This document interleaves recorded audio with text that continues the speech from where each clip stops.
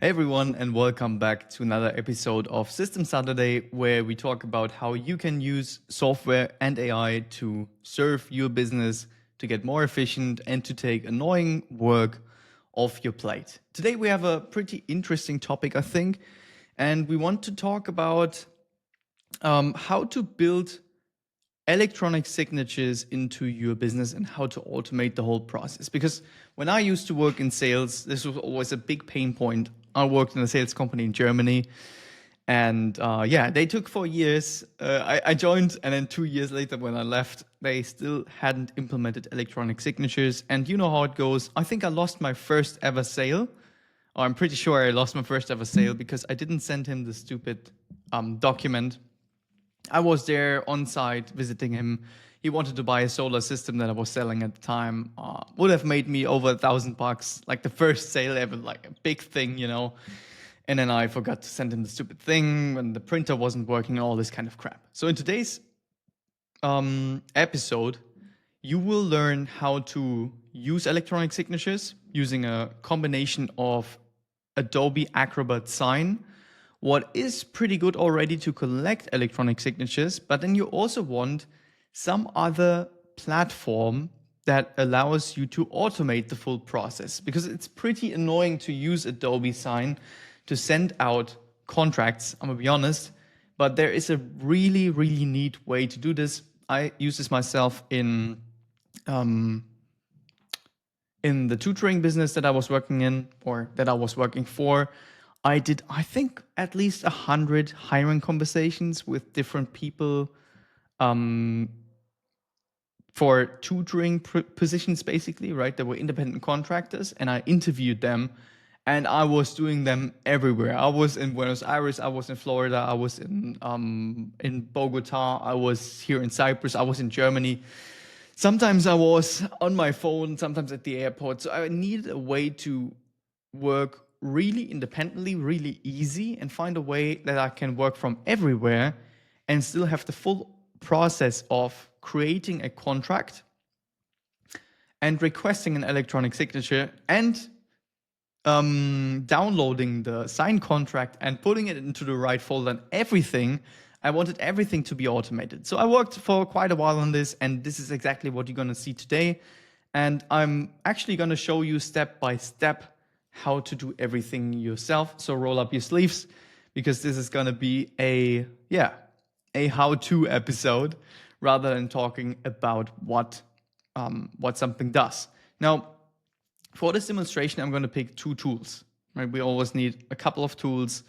Software can always be intimidating because there's so many different tools right now, and a lot of the tools do quite the same. Now, if you want to use Adobe Sign for electronic signatures, there's two good. I'm not sure about Zapier. I think there's two good options right now to automate the process. One is make.com, that I don't like for some reason. I don't know. I can't tell you why I have a visceral reaction to make.com. I just don't like it.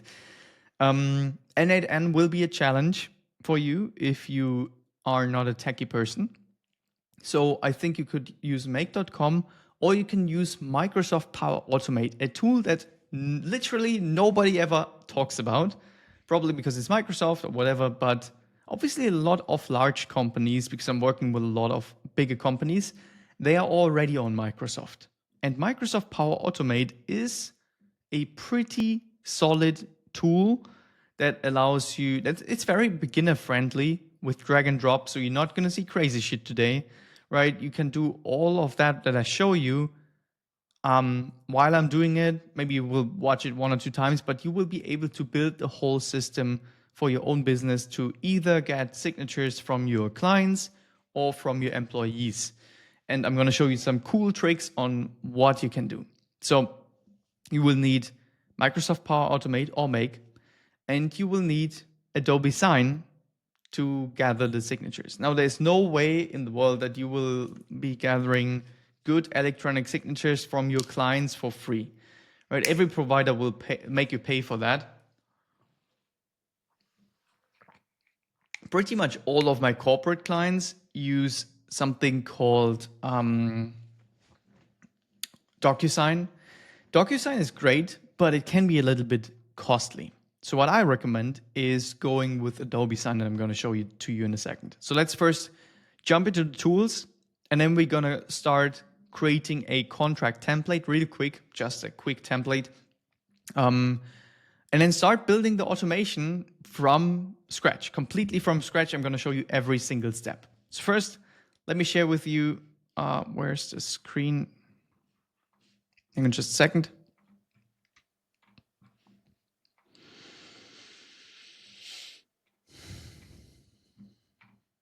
All right. So first, this is the first tool you will need to have. I think a lot of you guys already have an Adobe account. And when you're already in your Adobe Cloud, you can check if you already have eSign, I think they call it. It's a purple tool. Now, if you don't have it, you will need an account for Adobe. Again, if some of you screaming, oh, I don't like this, well, it is going to be worth every penny that you pay for it. Let me be honest. If you select a couple of signatures a month only, it's already worth every single dollar you spend because it's so much easier. It's going to save you so much time. Not an ambassador, of course. I don't get paid to say that, but I absolutely love it. Now, we in our case decided to go for the normal Adobe Acrobat Pro. We didn't use a business version. There is a big listing down here on what the Pro version gives you.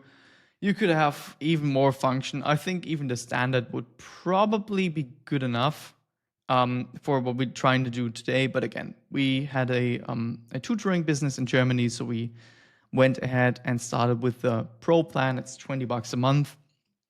And then you will need Power Automate. Now, I suggest this here for people that are already on Microsoft. If you're not on Microsoft, I would not suggest you to get Power Automate because even though I don't like it, Make.com is better for pretty much the same price. Make.com is, I think, $20 a month and Power Automate is 15.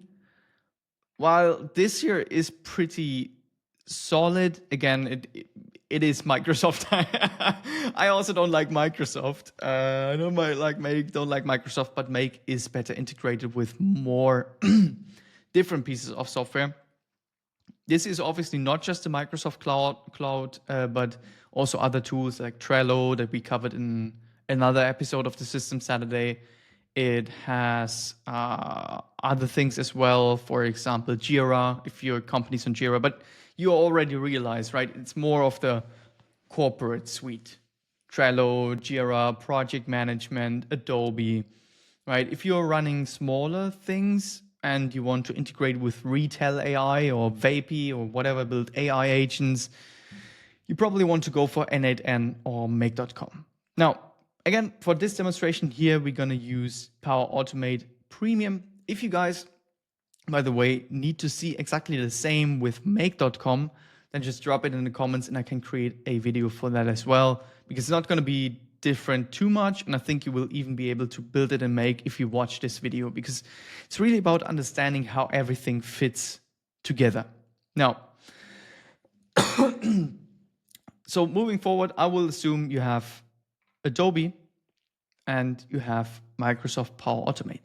And everyone that is actually in business and not just thinking about starting a business somewhere in the future, but it's actually in business making money already, will understand that this year is worth $30 a month, right? You will not run into the limit of your flows. You will just, oh, sorry, this is already a quick preview on what we're going to do later.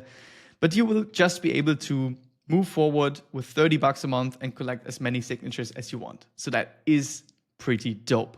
The only thing you have to do is put in an hour now to build it with me together. But I'm going to show you every single step. Now, let's go first into Adobe. All right. And I'm trying to not flash client data this time, so it's going to be a little bit of a challenge. So when you log into Adobe Acrobat, you're going to probably end up on the home page.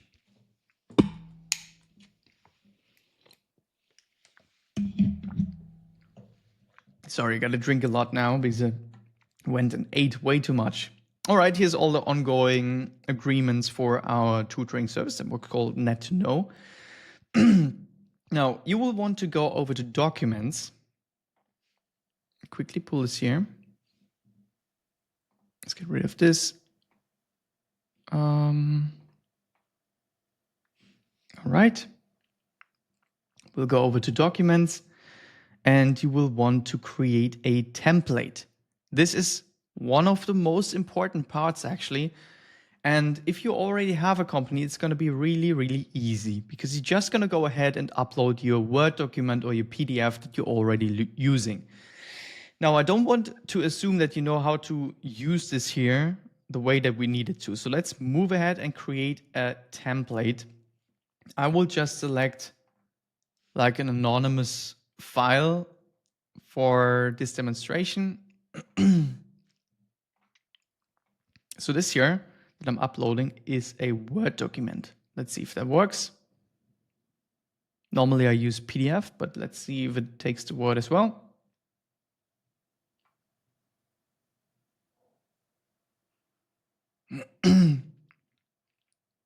Now, the reason why this is important, you're going to see in a second. When you create contracts, there are things that are fixed.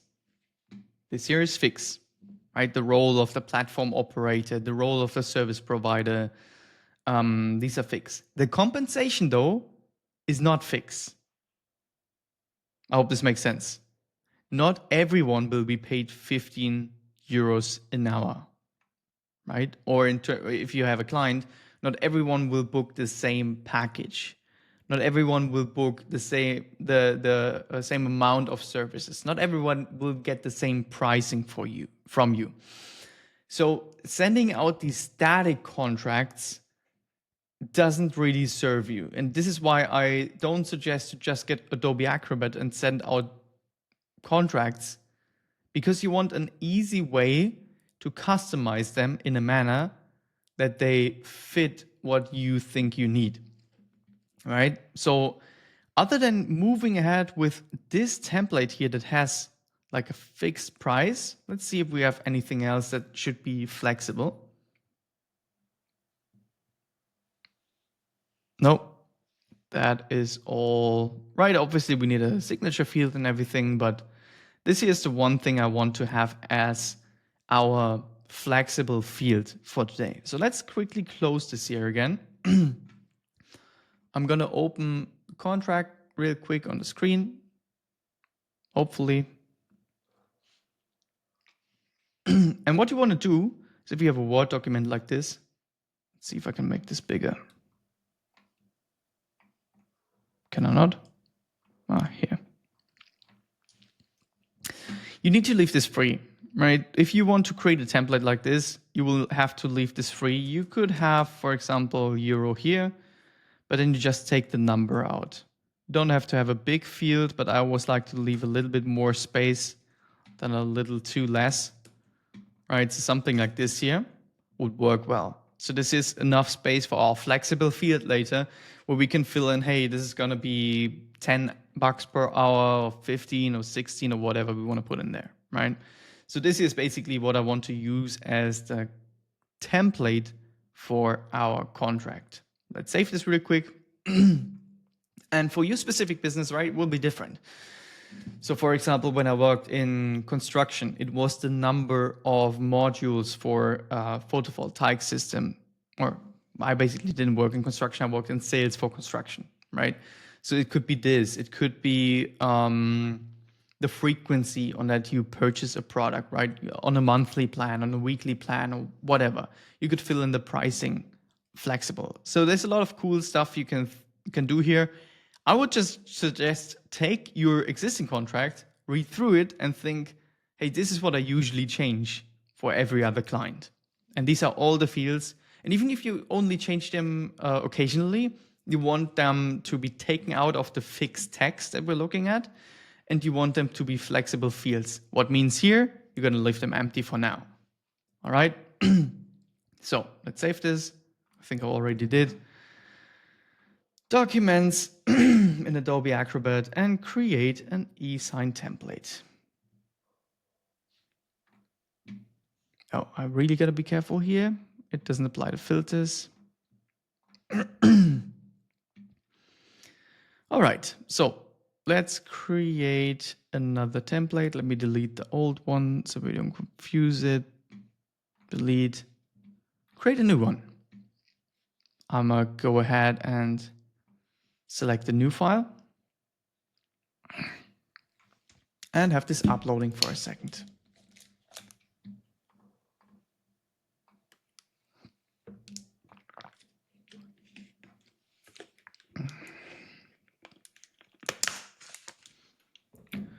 What happened here? Where are we?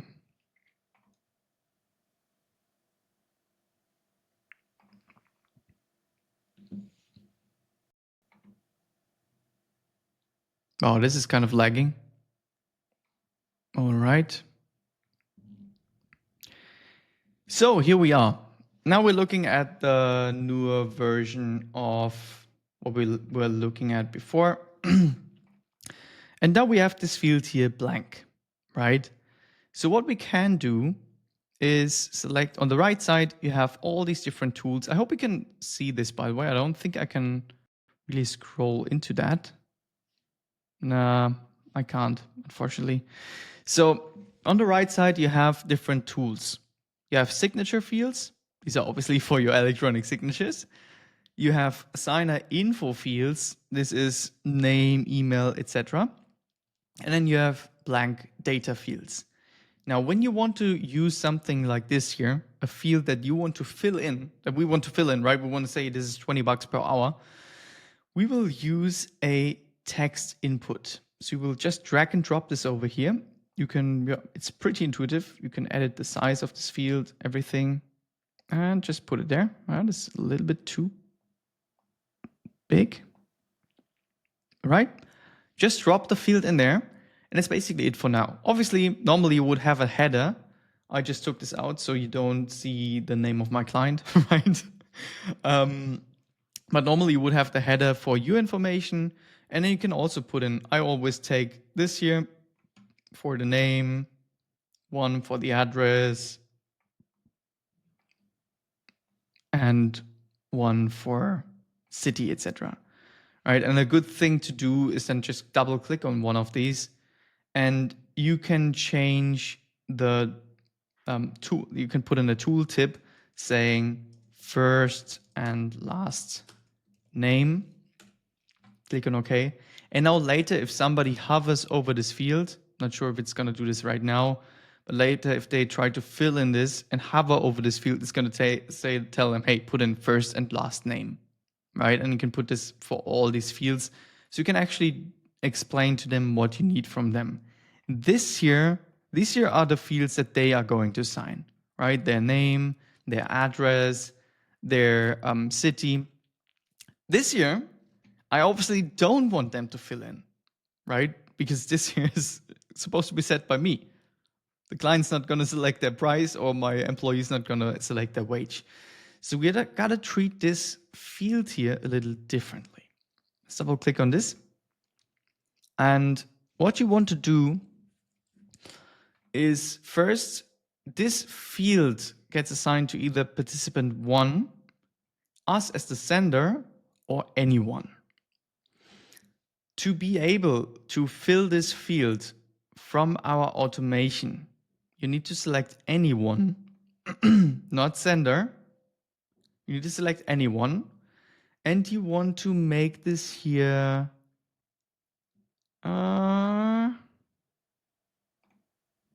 text input. We want to make it read only so that they can't change it. Appearance, that all works. All right, that should work. We will see it later. If it doesn't work, we will need to go back and change it. I think read only is the right thing. Yeah. All right. So that's basically our contract that we're going to use today. And we're going to obviously ask them to put in their name and everything. They can do this themselves, right? Normally, you know how a contract looks. It will say name, address, and it will just fill in the fields. It's very easy. This year, we want to fill in ourselves. And this is going to be the signature field, right? We can just, now we don't have signature here. We're just going to drop it here for now. So let's say signature, and you can also have the date. Date is here. You could also have the location where it was signed, right? All this good stuff.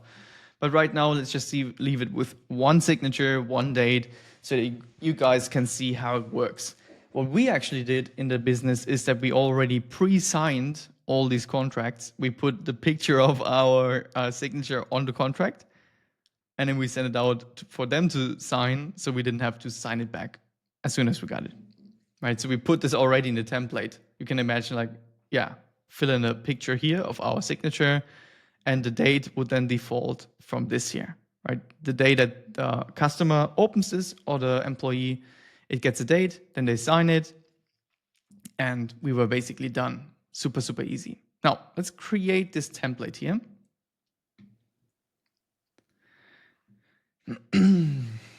You have successfully created a new template. These buttons here, for some reason, really often don't work. Yeah, as they don't now. All right, but we would be able to find it here in documents, templates. Apply the filter for the 1000th time. Or did I open it for some reason? Hang on.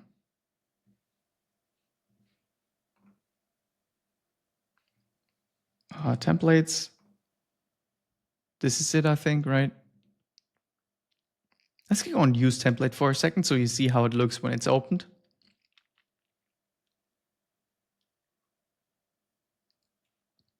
So normally, right now, you could already send this to some person, right? It will fill in the fields that it just opened here a second ago.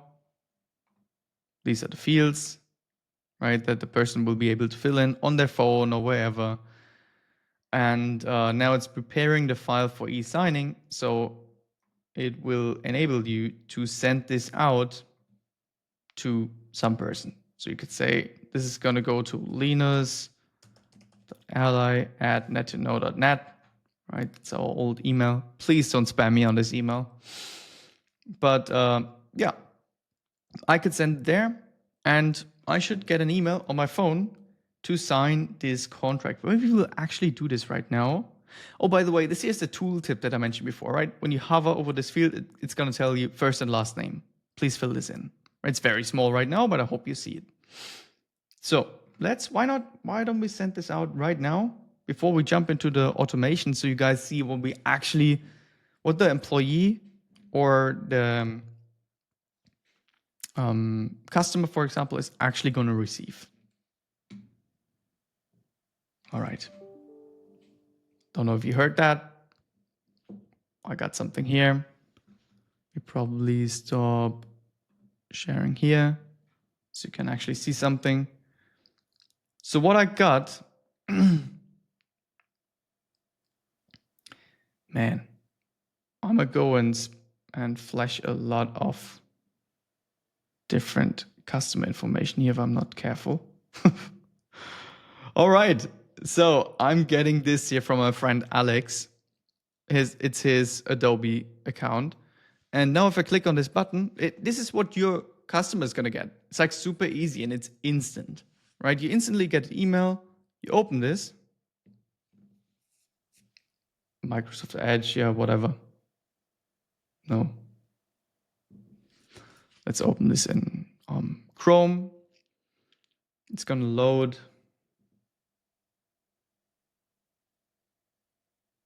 Right. It's gonna ask you to continue.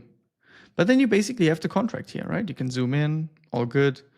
And here in the top, trying to do this here while looking at the camera, you're gonna fill in your different information, right? You can type in Linus, ally, the address, etc., etc. Now, if you click on next, it's gonna send you to the next free field. And the next required field is the signature, right? So if you click on click to sign, it is gonna open this screen. And this is what you guys are looking for, an electronic signature that just requires you to use your finger and sign, right? So let's say I sign, it's going to require you still to put in the full name, right? Because some people sign like I did. It's a random thing. So you're going to put in Linus, ally, apply. And now this is signed. I don't know if you see it. It has a timestamp. It went to the email, right? So it's a legally binding electronic signature. You can now go ahead, click on submit, and that's it. That's basically it. And I will get it in the Adobe sign right back. Let's go to, let me try share this here again.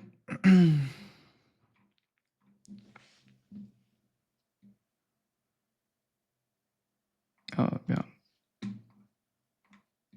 Honestly, this year really is annoying. The tool works, but it is kind of annoying. Let's go documents. I entered everything 25 times.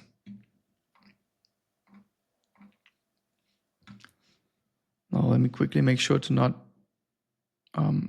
share sensitive data.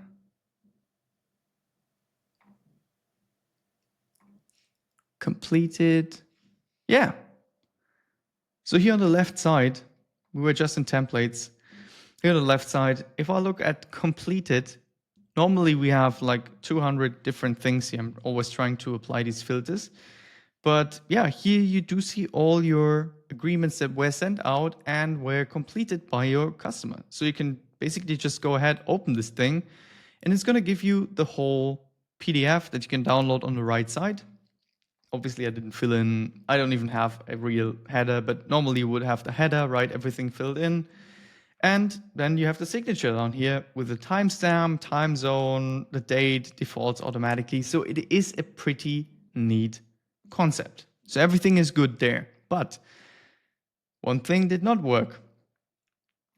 Obviously, we don't have a price or a wage or whatever per hour yet.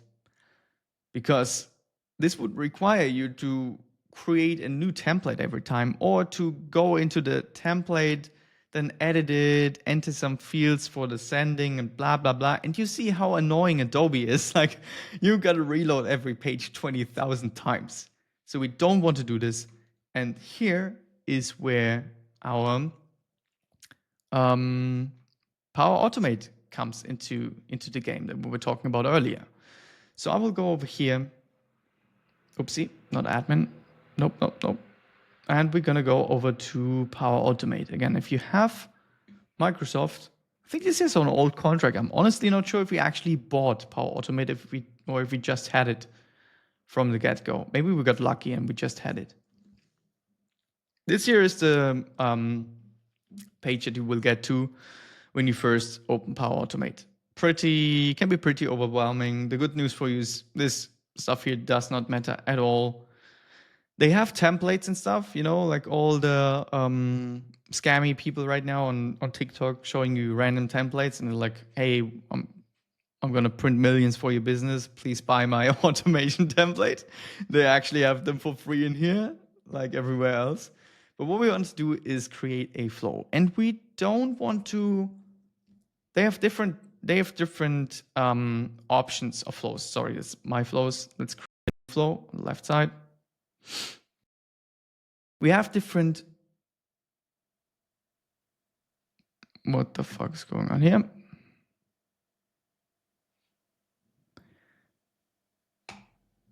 Wow. I may have too many windows open.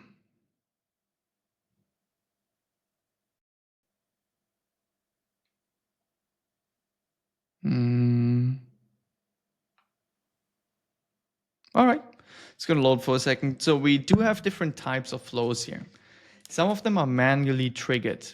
I did use manually triggered ones because you can actually add context information, like for example, the email that you want to send the contract to and the price that you want to give them.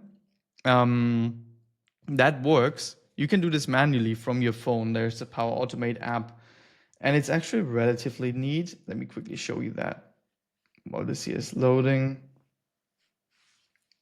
ADHDing all over the place here, but I think it's good for you to see. So when you're on the phone, I actually do have two flows here that I ran manually.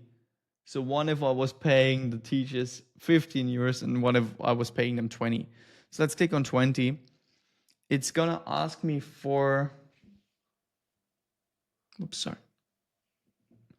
It's gonna ask me for, you probably can't see, an email address and a name. So that's basically what I did. And I fixed the $20 in there. So it was just asking me for email and a name. It was good enough to work on the go. So I could just go ahead and know, oh, I'm selecting the $20 template and I'm sending this to this email address. But it got really, really annoying if somebody just wanted 18 euros, because I had one for 15 and one for 20. So this wasn't good enough, and I looked for a better place to enter information on the go. And there's one great thing that you will find not just in Microsoft, but basically in every other system as well, and this is the forms function. We're going to go for an automated cloud flow, not for one of these manual ones, but an automated cloud flow. And we're going to select one of the existing cloud flow triggers. The most used one, apparently, because at the top is when a new response for a Microsoft form is submitted. I'm gonna be honest, this is just awesome. Let's say this demo, Power Automate, create. And again, this Microsoft Power Automate is built for easy, right? If you guys work with N8N, you will think like this here is like way too easy. It's obviously not as flexible as N8N, but it also is very beginner friendly, like very beginner friendly. Oh God, I think I'm not sharing my screen. Jesus Christ. Let me go back, share the screen. All right. So let me quickly redo this because I think I wasn't sharing my screen. Go back here, cancel.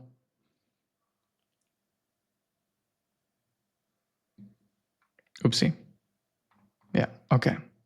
So when you're here in Power Automate, you have a bunch of things as an overview. You can ignore pretty much everything. Go to create, and it's going to give you a bunch of options. These here, you don't have to worry about because they're not applicable for you with the cheap plan anyways. You could either run a manual flow, as I just mentioned before on the phone that I just showed you, or you can do an automated cloud flow. That's what we're going to do. So click on automated cloud flow. I'm going to call it demo PA, and I'm going to use the most used trigger ever when a new response from a Microsoft form is submitted. Now, as I just mentioned, this here is a very easy drag and drop way to build automations for your own business. If you want anything advanced, want to integrate with your specific CRM, you're using, I don't know, close.com, GHL, whatever, you're not going to be happy with just Power Automate. But for all this normal stuff, it's just great. If you click on here, it's just going to ask you to pick a form ID and you can move forward. Now, I'm saying this is great from being not a tech person, but I do work in IT, right? So there is obviously some things that will be new to you. To stay open, I'm going to show you every single step. First, we want to wait for a new response for a Microsoft form to be submitted. Microsoft Forms, basically a web form that you can make publicly facing. So let's create a new form in Microsoft Forms. It's one of these applications, right, that you find up here. We just saw SharePoint. I think everybody and their mother has forms on their plan. So let's create a new form. Well, I already gave you all my email address.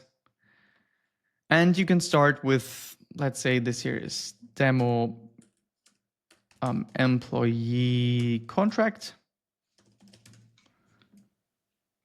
And I can say, hey, I want a text response question. So the first question is, what is the name for this employee? And this form here is going to be entered by me. So I used this form while I was on the interview with a new potential teacher for our tutoring business, or Alex used it while he was on a interview or a sales call with a new potential customer. And he would just type in all the information that we actually need for our purposes to run the business and to send out the contract. That would be name, that would be email. And for our purposes today, it will also be a number. You could do this by choice. I don't like this. Let's say text. And I'm going to say hourly wage or rate. Let's see what contract is. Right? I can make all these required so I don't forget them. All these form builders are the same. Google has a form, then there's Tally. Tally is great for forms and integrations. If you're on Microsoft, use Microsoft Forms. If you're not, then feel free to use Google, Tally, whatever you want. Like there's so many different tools. They all basically do the same. You can send them out to collect responses from all different people, or you just use it yourself. This year, we're just going to use it ourselves. We're not going to give the link to anyone. Right? It's just going to be a private thing where only people in my company can respond. So basically me, so that nobody can annoy me by hijacking my automation. Only I will be able to use this form here to type in information on the fly, on my phone, on my Mac, on wherever I am. Right? This is a great tool to just quickly select information. And it's going to be, for the technical people here, it's going to be saved to some Excel file somewhere on your SharePoint. So every new response for name, email, hourly rate, everything, every one response will be saved to one Excel line. So you never lose any of the data. It's also great. Even if the automation should not work, you will not lose out on any of the data. No. This here will be our form for today. So let's click on nothing for now.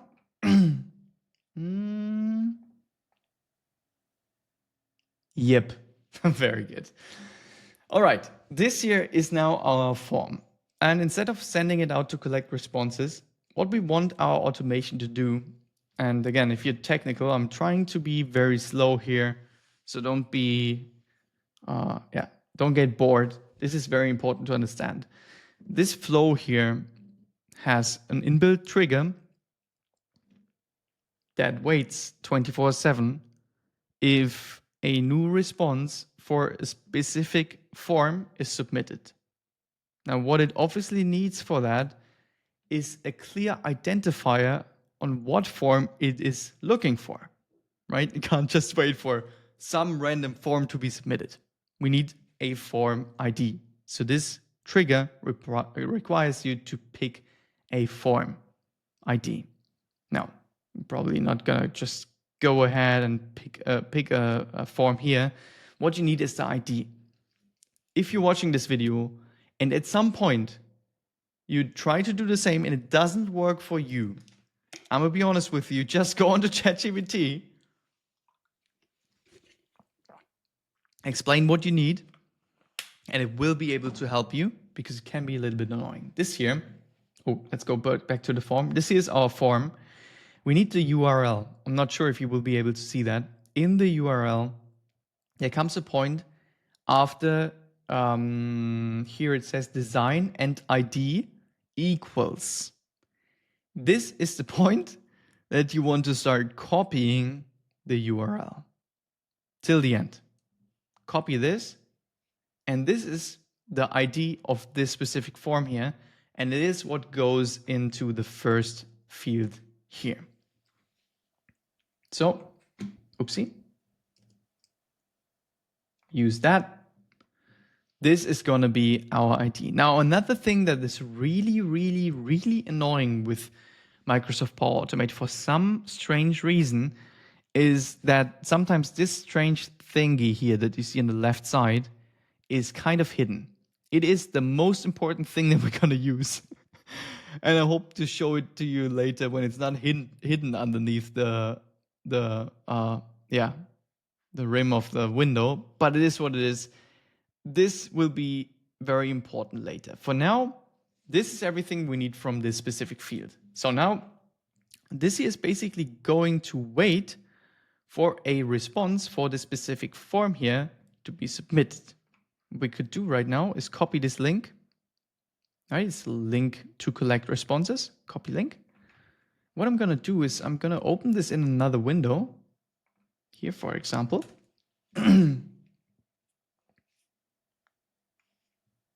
Now I could submit this form, go back to our flow, and in this flow here, first we're gonna save the flow. Your flow should continue. Well, okay, we need one more. I wanted to show you very step, but let's go ahead. One more that we will need is get the response details from this here, right? This is just a trigger. So we will look for SharePoint again. SharePoint. Another one that's really annoying here. But again, they have a lot of things pre-built here. That's very easy. So yeah, I would say it is worth it to take a look at that. We will need to get the details or get file content, I think. No, get content. Update file.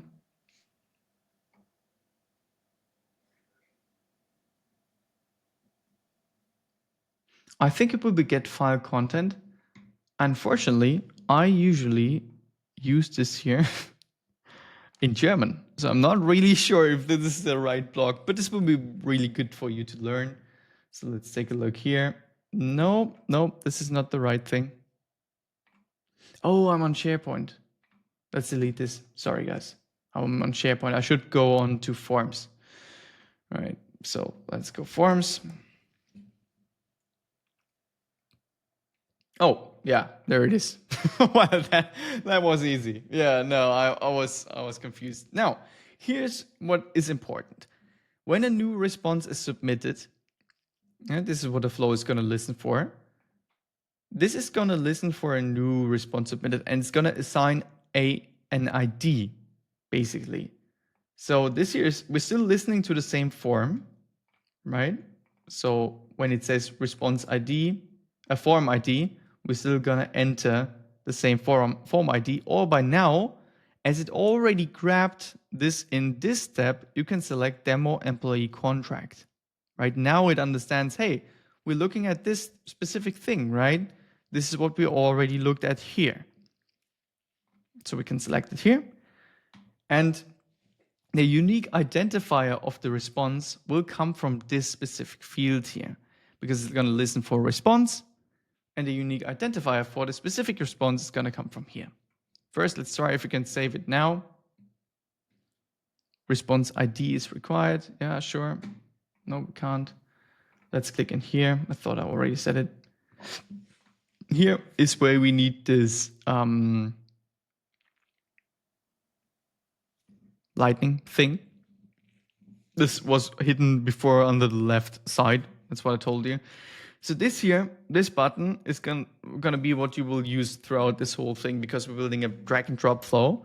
So we want to select everything from the previous steps. This here basically gives you access to, right? So if you click on this, it's gonna show you every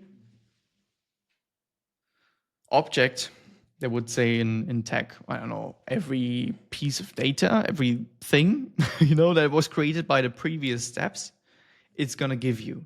Now, the first step only waits for a response to be submitted and gives it an ID. So this is number 1.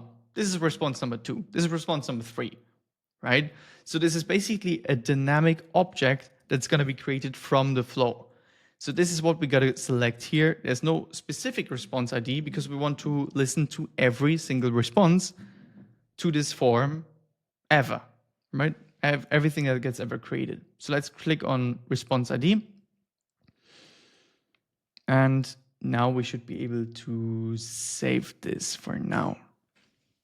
All right. Now let's go ahead and test this flow after it's done saving. It's always going to take a second. Let's click on test. because I just want to show you this first step. We got to start it manually because we never, right? There are no runs for this flow. This is the first time we ever run this flow. You got to check it manually. And the easiest way to run it manually, just click on test. It's going to wait, right? So it's going to wait for the response to be submitted on the form that we created. So where is it? We got to go to the form and actually submit a response. Otherwise, it won't work. Let's go in here. I say I'm Linus, the boss. Why not? Linus ally at nettoknow.net. And the hourly rate for me will be $95. Why not? Submit. The response was submitted. Now let's quickly jump back to our flow. And now the flow ran successful, right? It waited for a response to be submitted. It realized, a response got submitted, and it got the response details. Now, different from when you are in, for example, N8N, this is not really a nice view on how things got submitted, but you can get the values that were submitted, right? Here's Linus the boss, Linus ally nettoknow.net, 95 euros. All right, so it's kind of clunky, but it does work. All right, so let's get back into edit mode. Now that our trigger works, what will be the next step for us? Now, there is something we want to do, and this is, click on plus here. Probably make this bigger. No, this should be better. Click on plus. And we're going to look for Adobe sign.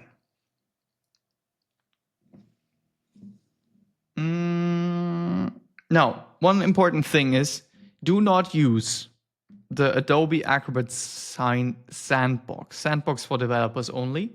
Use this down here. All right. Click on see more to see all these different things.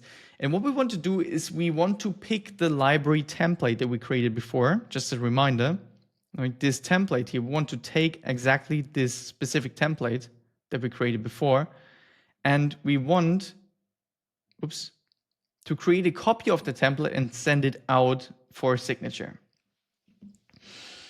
So, now I don't know why it's not showing me this in a more beautiful manner. That's kind of annoying. Let's quickly try to... No, that's not doing shit. I used to be able to move this here. Well done, Microsoft. All right.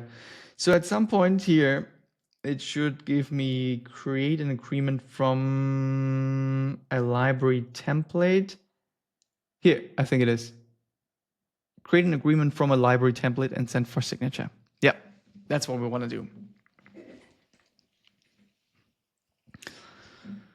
All right. This here is the part that most people will fail. So be very careful on what we do right now. This is going to be really important that you get every step right.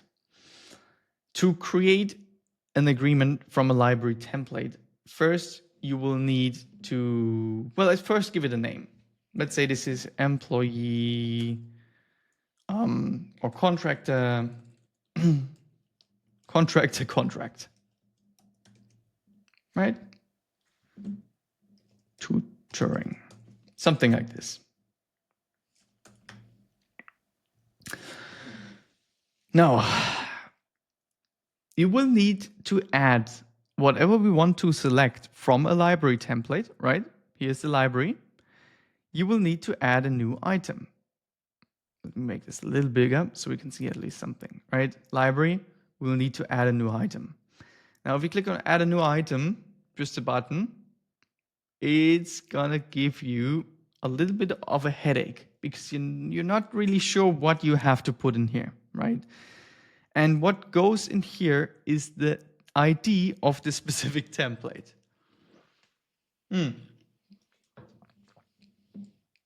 Unfortunately, this is not as easy as it is with the other thing that we just looked at. So let me quickly show you how to get this ID. I think there's a way to retrieve it from the template URL as well. But let's try for now to use ChatGPT to actually get it. Let's go to the template. Service contract, demo English. You want to open the template, I think. Yep. Open template.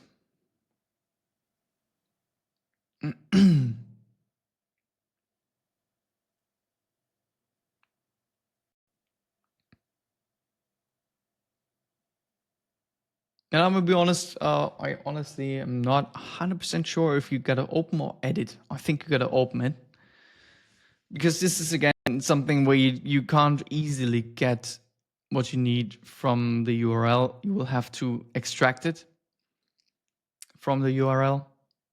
So let's click in the search bar up here. I think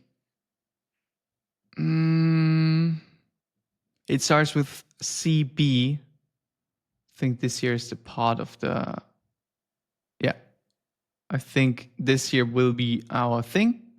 DOP, ZB, whatever. But hey, let's give it to ChatGPT because that's what I told you guys to do. If you can't continue, so let's see if that works. And you're gonna say, hey man, building a Power Automate flow with Adobe Sign, and I need my Adobe Sign ID of a specific template. Oops, template. Can you extract?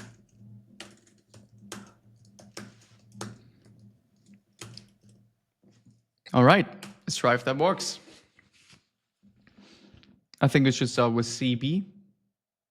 Yeah, that's it. And it goes to F, right? That's what I showed you in the beginning in search bar. But I'm gonna be honest, I usually ask ChatGPT for that as well because it's really annoying. This this 2% to F, it doesn't count because it's like an extra percent to F stands for something else.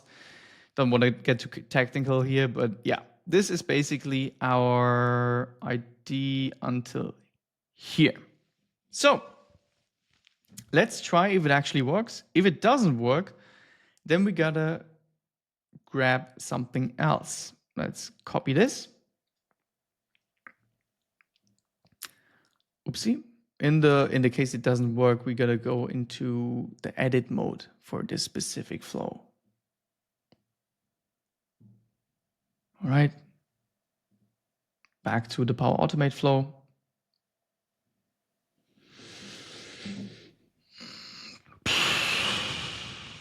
This is honestly really, really, really slow today. Wow. Drop the ID in here. Okay. Now, you could be happy already that you got this done. And that's great. we're not quite done yet. Again, this is the most annoying part. I'm trying to save now. Let's see if it gives us an error. Yeah, it gives us an error. So there's still some missing things in here. Now, you will need to add some new items down here. The signature type is e-sign. That's good. Everything is fine there. Now you will need to add a new item. Let's click on this.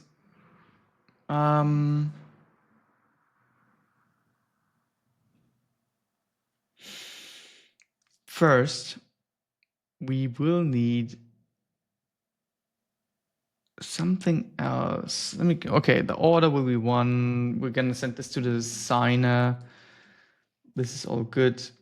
Add a new item. We also need the email, right? So let me quickly check something else for you.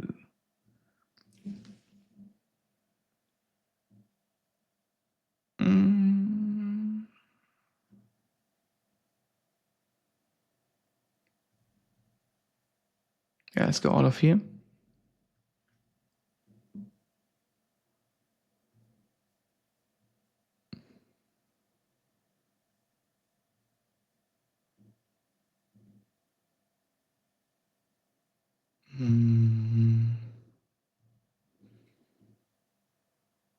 All right. Let's see if I can pull this in. Nah, this is not what I want to do. All right. Let's get rid of this thing here. We don't need to fill anything. Okay. So we have order 1 is a signer.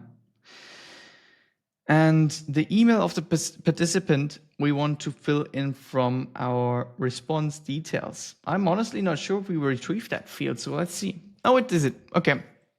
So this here is going to be, all right. Let me sorry, I took a small break here for thinking.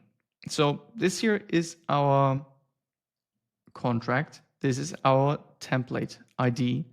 This signature type is good. Now we have one signer in here, right? The order is the person that this is be sent to the first. If you want multiple people to sign it, we don't want that. We only have one person to sign it, right? So order 1, the role of them is signer, right? There's a bunch of things you could do here, delegate and approve and whatever. We only need one person to sign this because we're gonna get their money, or in this year we want them to become our employee. Now, you need to enter an email for them, obviously, right? So we can send it to them. Because otherwise, Adobe will not know where to send this specific contract to. Makes sense, right?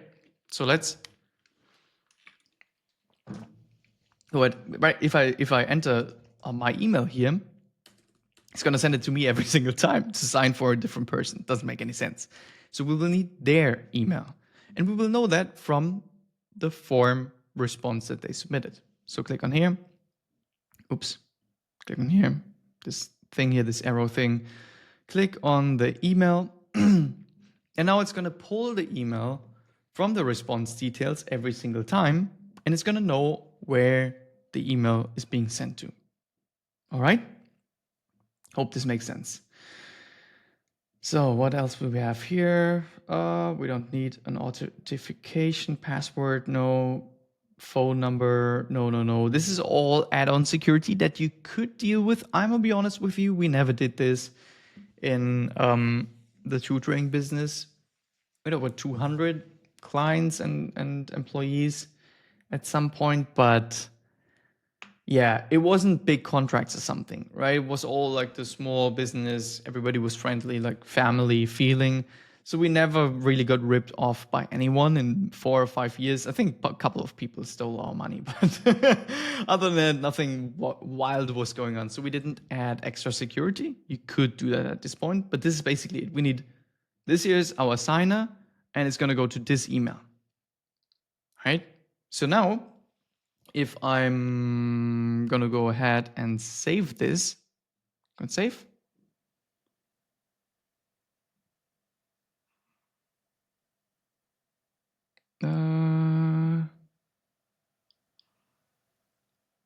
Because I still have, yeah.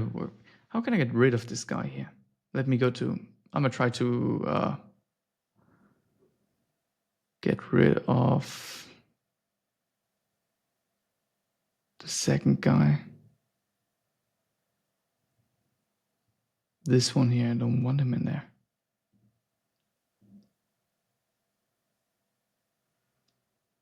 Yeah, we don't need this one here.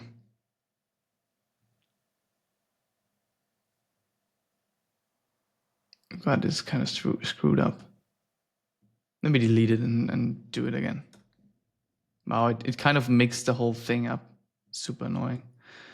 All right, let's do one. All good.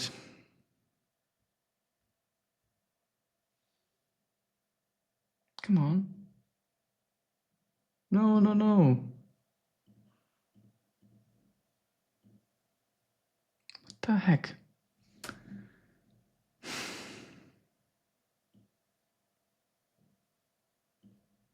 Here we go. It's really weird. It's the wrong way around. Honestly, not sure if it's going to take that JSON.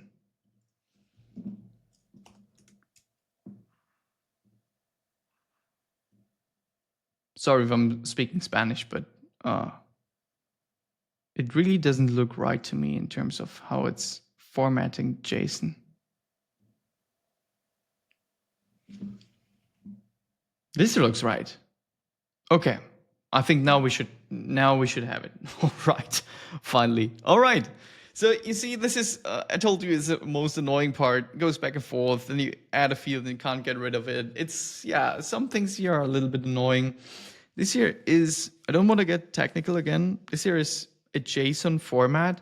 The good thing for you is that ChatGPT understands JSON, so you don't have to know it. It's basically a form of JavaScript, and you can just give it to it and ask questions. What I suggest you to do is what I just did, because they try to make it drag and drop, but if you try to drag and drop and something goes wrong, just delete the whole thing and do it again. Because I could have written it in JSON, but this doesn't serve you because you got to see how to drag and drop it, right? So it should look like this here. If it doesn't look like this, then it won't work for you, probably. All right. So did I just, no, I hope I didn't add anything. This should be good for now. Now, there are advanced parameters. You can, for example, what I always like is to put in a message like, hey, please review and complete this document. I think this by default. And you have advanced parameter. You can put in, for example, a CC for this email. If you want to be CC'd on every one of these emails, right, to know that it actually went out, you could do that. You could give an expiration time. What I do with some of my clients when we build with Adobe is to add reminder frequencies. So if it's not signed after 3 days, then give them a quick reminder, right? If it's not signed after 1 day, remind them again, give them a final reminder. You know how it goes, right? So you could do some more things here. Honestly, don't care about it for now. Let's just, save this now and move ahead. This should work.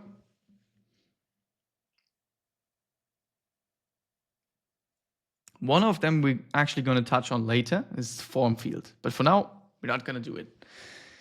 For now, we want to test this here because I want to show you how it actually goes. Oh, we already saved it. Now, what I want to do is I want to submit the same thing that we did before. Same thing. Nothing wild. You can click on test and it will allow you to automatically, with a recent trigger, right? The form that I, oh God, it's already 17 minutes ago, that I submitted 17 minutes ago. So now it should not only submit the form that we submitted, right? Linus, the boss, my email and everything. It should also send me the contract from this thing. Maybe, let me make sure that this is understood. Right? I would rather spend 1 more minute here and make sure that you all get it. So let's click on test. It's now waiting for a form to be submitted. Oh God, what is it doing here? It's now waiting. Linus, the big boss. Linus, hourly rate, $110 per hour, submit. Let's quickly go back. Okay, it did understand there was a new response submitted. It retrieved the details and it just sent me an email because I am the email that was entered there. And obviously that would normally be your customer, but this is basically what you want to do. You want to enter their email there and it's going to send them a contract right away. So again, I got the same thing, review and sign, right? The whole game that we saw before, where it's going to send me the contract and I can go ahead and sign it on my phone. So this is really dope. Obviously though, I mean, in case that isn't obvious, this fucking field is still empty, right? There's still no amount for my wage in there because we didn't tell the flow or the template or anything on how to incorporate the detail. And by looking at the time, I'm thinking maybe I should have put this in multiple sessions. But again, now I said it. Now we're gonna move on and build this whole thing together. Now, let me share the screen again. So, first thing that we want to do, obviously, because I told you we want to have the amount in there. If I want to have the amount in there, I obviously need to catch the amount at some point. And this has to be in our form. So while I'm having my interview with an employee, I'm gonna put in their hourly rate. So this is already good, right? So we are already getting the information for the hourly rate. We're also having it in our flow, right? This is what we saw before. When I say get response details, it already knows that I entered $110 an hour, or it knows I entered 110, but you know what I mean, right? So it already retrieved this information. That is very good for us. So it's already in our automation, but it is not in the contract yet. So we need to go back into edit mode and get into this most annoying field ever again, unfortunately. Let me try to zoom in here. What's it doing now? Oh God, that's.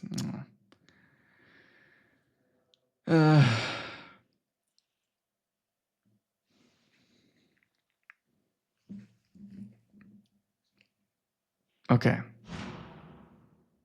Now here will be a little bit of jumping back and forth right now.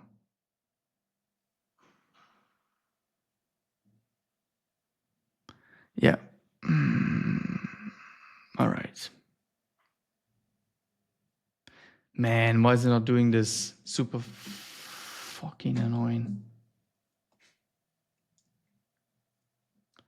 Okay, I hope you can see it because I can't really go into there without moving everything. So we are in the create an agreement from a library template again. And what we want to do is to grab this dynamic detail of the hourly wage. Now, unfortunately, it won't be as easy as we did it here with the email. It will not work the exact way. What we've got to do to make this really fluent is to initialize something called a variable. So you want to click in between this. After get response details, we want to initialize a variable, hopefully.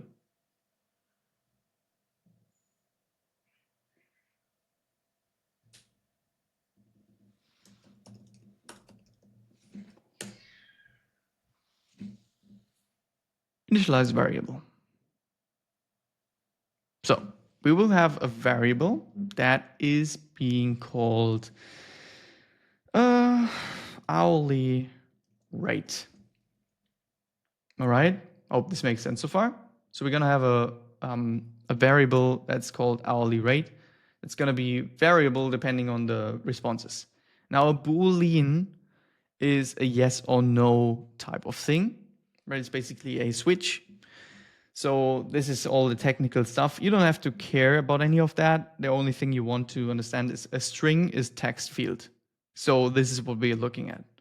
We will not set this variable. We will not put a value in here because we want it to be filled depending on whatever was in the form, right? So we'll leave this as hourly rate string. And then there's another node that we set for set variable. I know it's getting more and more technical, and you're probably gonna think, oh God, why? But if you want to actually automate this process for your business, it is gonna take a little bit of work. It took me obviously way more work than it will take you because I had to figure it out on myself, and you can just watch this 1 or 1.5 hour video and follow along. I think we will be done in probably quite some time, so this is good. We initialize the variable called hourly rate, and now we want to set it. Now we want to set the hourly rate, and we want to set it to, here we're gonna go for this arrow again, And we want to set it to, God, I can't move my mouse. Why not? What the heck is going on here?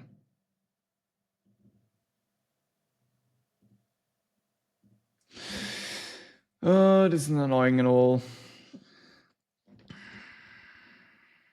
Value.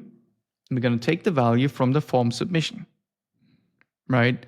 Now, this here is the first step, the response ID. This is the second step where we get the response details. And this is where we get the different fields and information from our forms. Right? So what I want to grab is the hourly rate. So let's set hourly rate to the hourly rate. I hope this makes sense. We do need a variable to have this as a robust solution. And then we can take this variable and put it into this contract as a text, as a defined piece of text, if that makes sense, right? We need a string for that specific contract agreement here. So that works. Let's click out of here and let's save this for now because I've got a wonky feeling with my performance here, the internet. Everything is being super, super slow right now.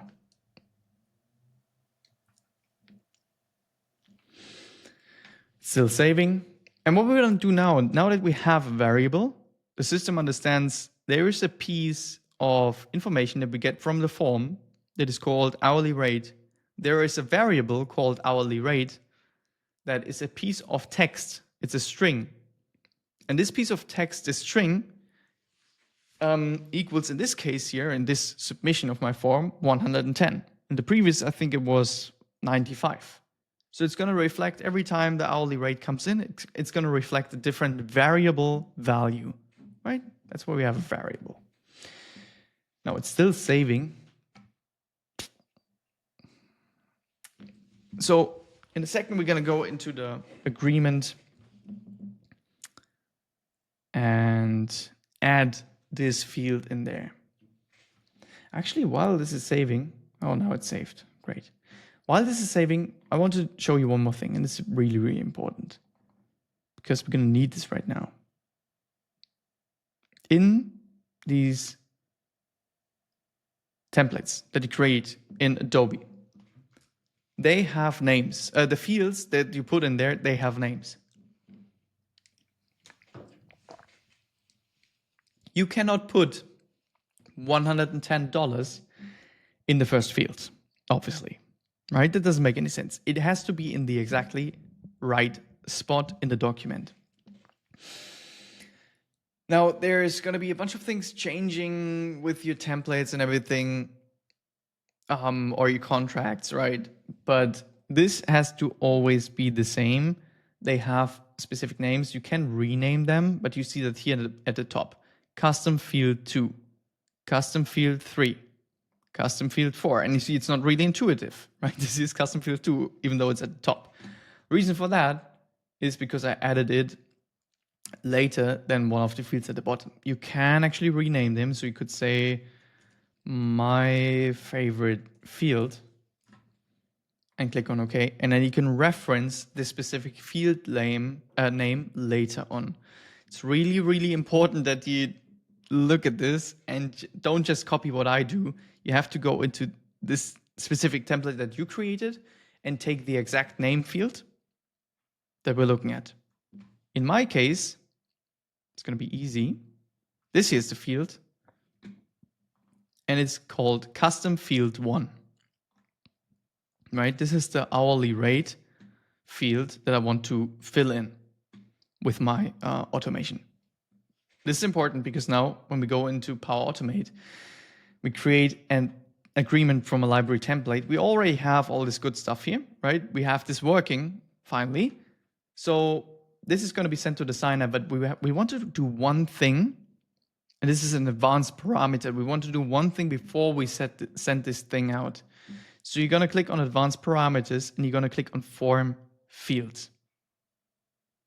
All right, click on form field. Now you have something down here. It says form field. So you will be able to add a form field, add a new item. Now, here it asks you for the name of the field. And finally, this is not a annoying ID, but it is the exact name of the field that you just looked at. I am putting in custom field 1. Please put in whatever your field name says. You can see that here, right? Whatever field name it is, copy it, go over to Power Automate, put it into the form field name. For the value of the form field name, now we want to set the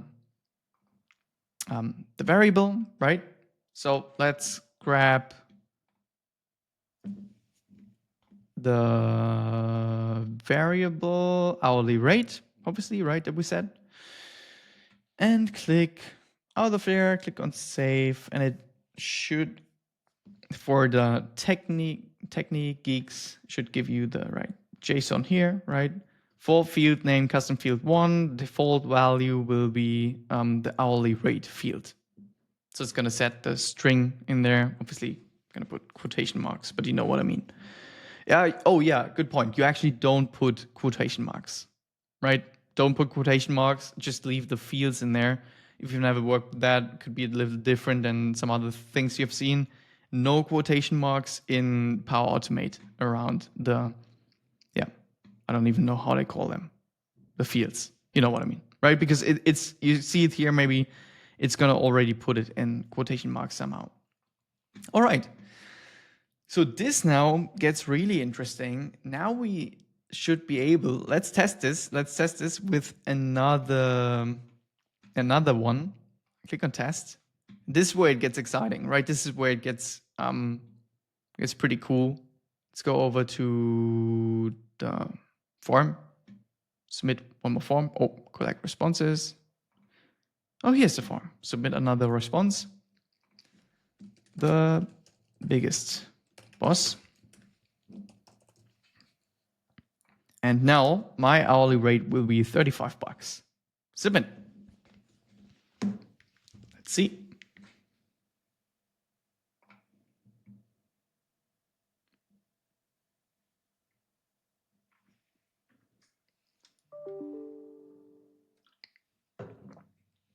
Well, looks like that worked. Click on stop here. Stop sharing. Okay. The moment of truth. Let's go to the contract and see if it actually worked. Continue. Perfect. So here is the contract in the email for signature. And now let's try to see if you guys can see that. Here it says $35 per hour. Again, it's the same email, right? The same Adobe signature email. It's just got. Now I can sign that and send it out. But it's filled in with the detail that you get from the form. Like that shit is, I honestly, if you're an entrepreneur, you probably get it. If you're not, you probably think like, why would we spend 1.5 hours on a small detail? Man, this is awesome. You can do everything. You can actually put checkboxes in there. For example, when we did tutoring services, we had a number of different services. So we had one-on-one hours. We had task sheets, so basically like extra homework. We did have also something called WhatsApp group strategy, where we create a WhatsApp group where the teachers, the children, and parents could communicate. We didn't charge them for that, but we kind of moderated the flow of conversation, and we made sure to be there if there were any problems.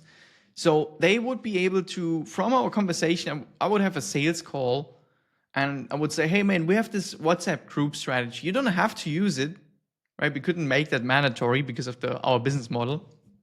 But if you want to, that's fine, right? We can have you opt in. I can put it on the thing. It doesn't cost you anything, but it's like a great asset, right? Everything is transparent, blah, blah, blah, blah, blah. You know, classic sales call. And they would be like, yeah, that sounds good. Yeah, I would like to see what's going on. And I have some control. My child is so young, blah, blah, blah, right? And in that case, we would just go ahead and check a box. This is one of these custom fields. So you can add checkboxes as well. We just had a text field right now. You could have a checkbox. You could have a number. You could have whatever you need in your contract.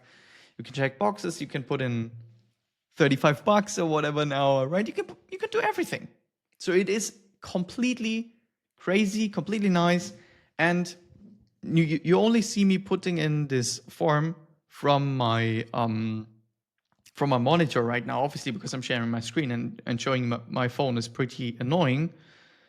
But let me still show you my phone for just a second. Here's my teacher's conversation that I usually have. I think the forms is in German, so I'm not gonna. I'm gonna show it to you. This is like so mobile responsive. You can open this from an airport, train, in the car. I did this literally everywhere, in a cafe in Medellin in the morning after a night out. Like, you will be able to work from everywhere and send out professional, maybe pre-signed Adobe signature emails to collect electronic signatures with real contracts, and then depending on everything we talked about. Like, this is really awesome. You don't need AI or something super fancy. You don't need to learn tech.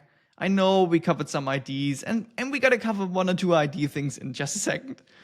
But it is awesome. It is truly awesome what you can achieve with pretty little. And just to give you some perspective here, I mean, we're gonna add one or two more steps before I think I'm gonna be happy for now. Even though this is you're probably already mind blown. Like, wow, why did my old sales company take 3 years and still didn't implement electronic signatures? I don't know. Maybe you should just send them this video here and let them know it's so easy. Right? It's actually so easy.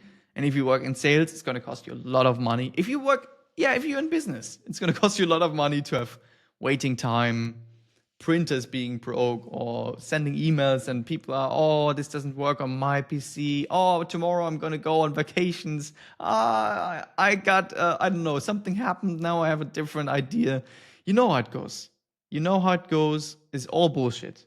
You need an instant way like this here. You have seen it. It takes 3 seconds to arrive on my phone. Nobody in this world doesn't have a phone. So you can just, while you're on a call, ask them to sign on the spot. And everybody can open it. You don't need Adobe, you don't need anything. So it's just truly awesome. Awesome. Awesome. All right, now let me share with you how it looked for us. Just a quick X-course, because in a second we're going to go back and add one or two more things to our flow. Fortunately, this is partially German, so I didn't give you a demo. But it's basically, the first step is when a new response is submitted. Then get the details from this response, initialize the variable, set a variable. So this is basically everything we already did. And then what we did today is create an agreement from a library template and send it out for signature. Now, what we did is you can transform also everything that you got from your forms into text, because it's going to return HTML. And you can create a new Trello card. This is create a new Trello card. Right? If you're using Trello, great. If not, then watch the first episode of System Saturday, because we covered Trello there. It's an amazing tool. We used it for multiple years there.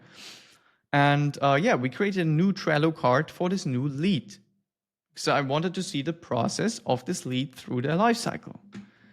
And we actually had approvals in there, and you can put conditions and everything. We were also sending multiple emails, not just one. Also, second email where I was sending more information. I was sending something for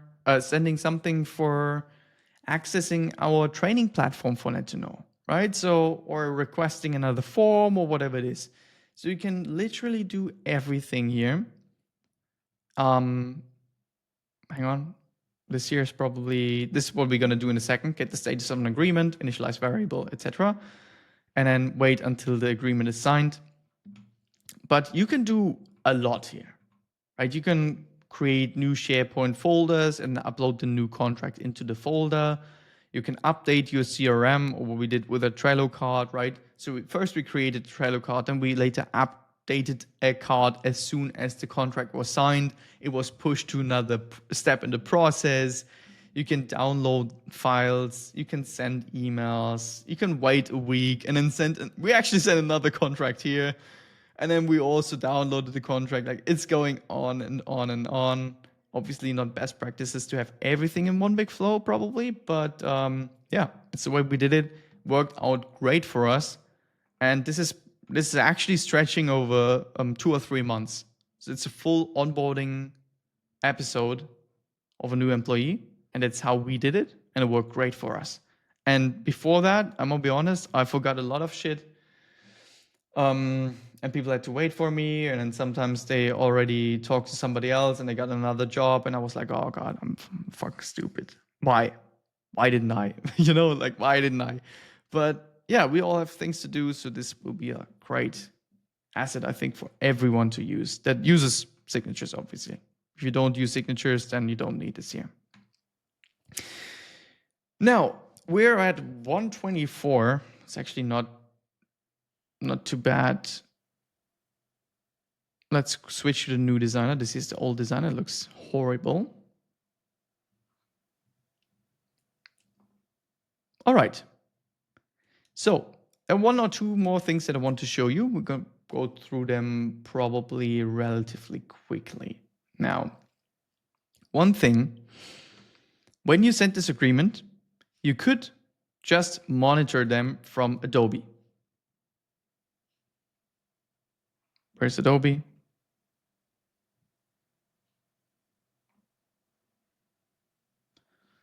Oh, it's obviously so slow. It's really a pain in my ass. I can click on this here. Maybe in 3 minutes it will open. Yeah, this is stupid.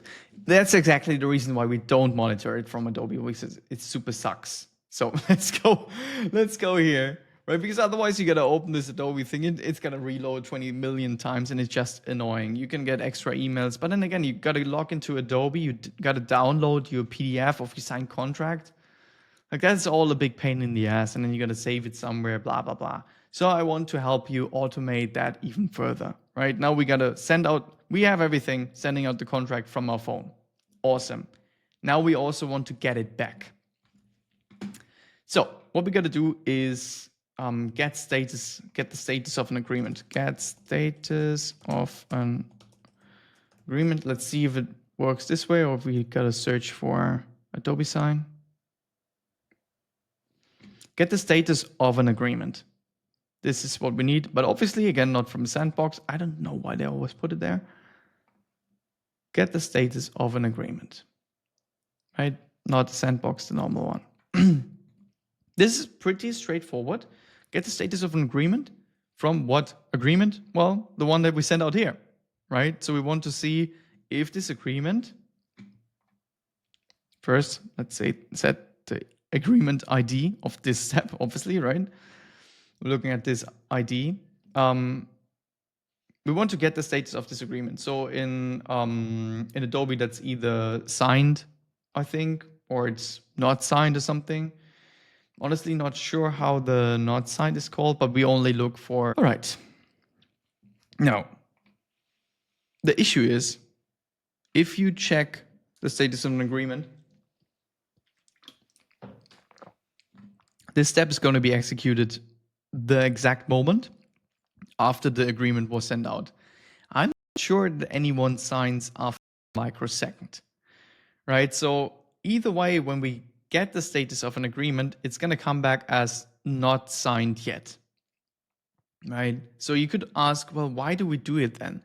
Well, the way that these things here work, these flows, is in a chronological order. So in order for a step to understand a piece of information, it has to be grabbed before, right? You saw that, for example, right now when I said, well, get the status of an agreement, we grabbing the information from this agreement ID here, right? So this here, we're basically just gonna use to refer to this agreement, and then we're gonna set another variable. I know you love these variables, everybody does. Oy, oy, oy. Variable. All right. Initialize a second variable. Click on that.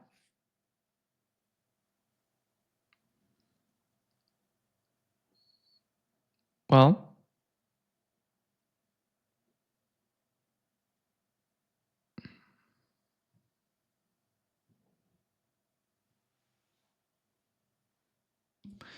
come on. Select the thing. What the fuck?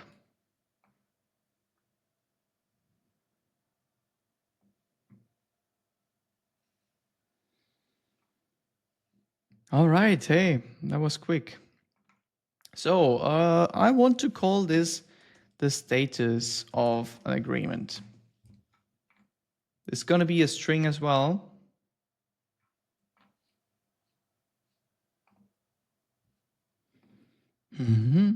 Value, right? Click on value.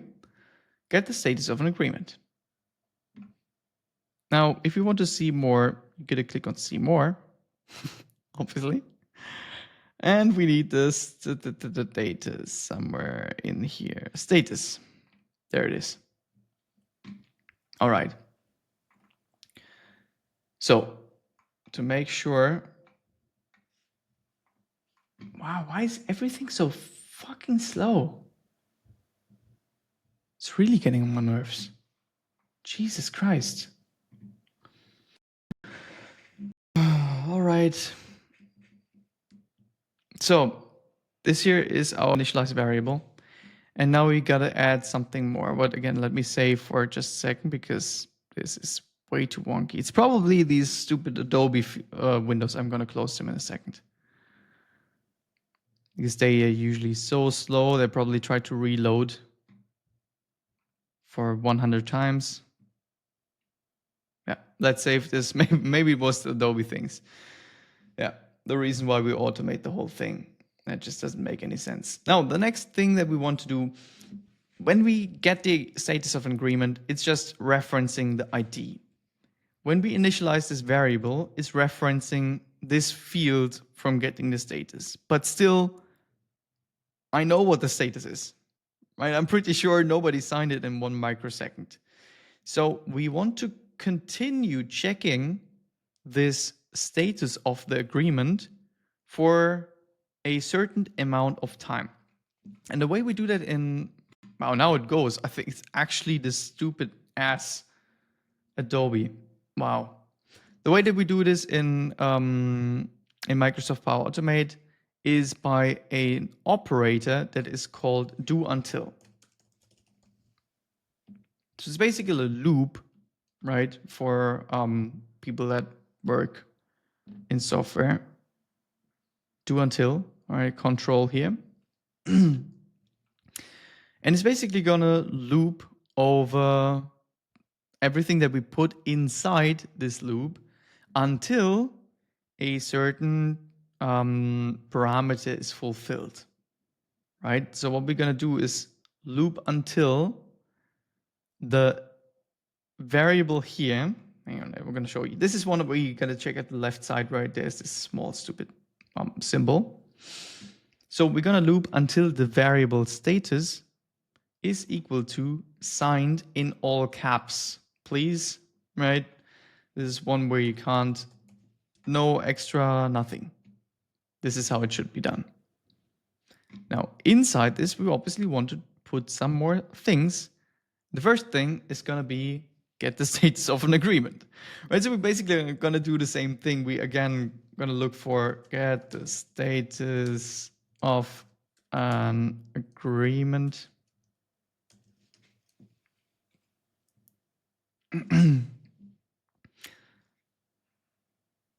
Yeah.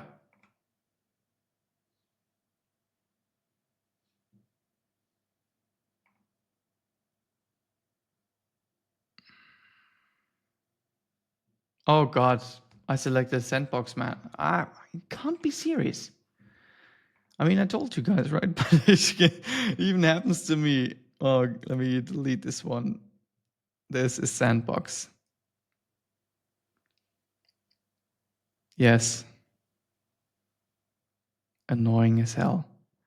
So obviously don't select the sandbox things, but the normal get a status of an agreement. This is one of the things where you watch the video and you're like, oh God, I saw this happening. Exactly.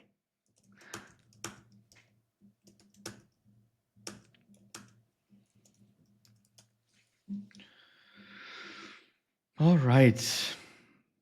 Now I know why I put it. Okay.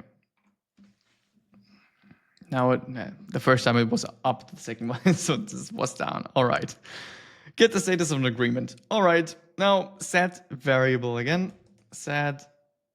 Oh, let's search for variable. Probably will be faster. Set variable. And then we're going to set this variable and say, oh, let's set this right away. Status is going to be equal. Oh, very important now. Get the status of an agreement 1, get the status of an agreement. This here is get the status of an agreement 1. We want to look obviously for the status of this operation here, right? We really know already that this operation here will get not signed. We want to look for this here, right? We want to understand that this here, if this here is already signed or not, because this is the operation we care about. So we want to double check the name, get the status of agreement 1, get the status of agreement 1. Okay, see more. Oopsie, I hope this wasn't too loud. Scroll to the status. And you could say that's it. Now, here's the issue.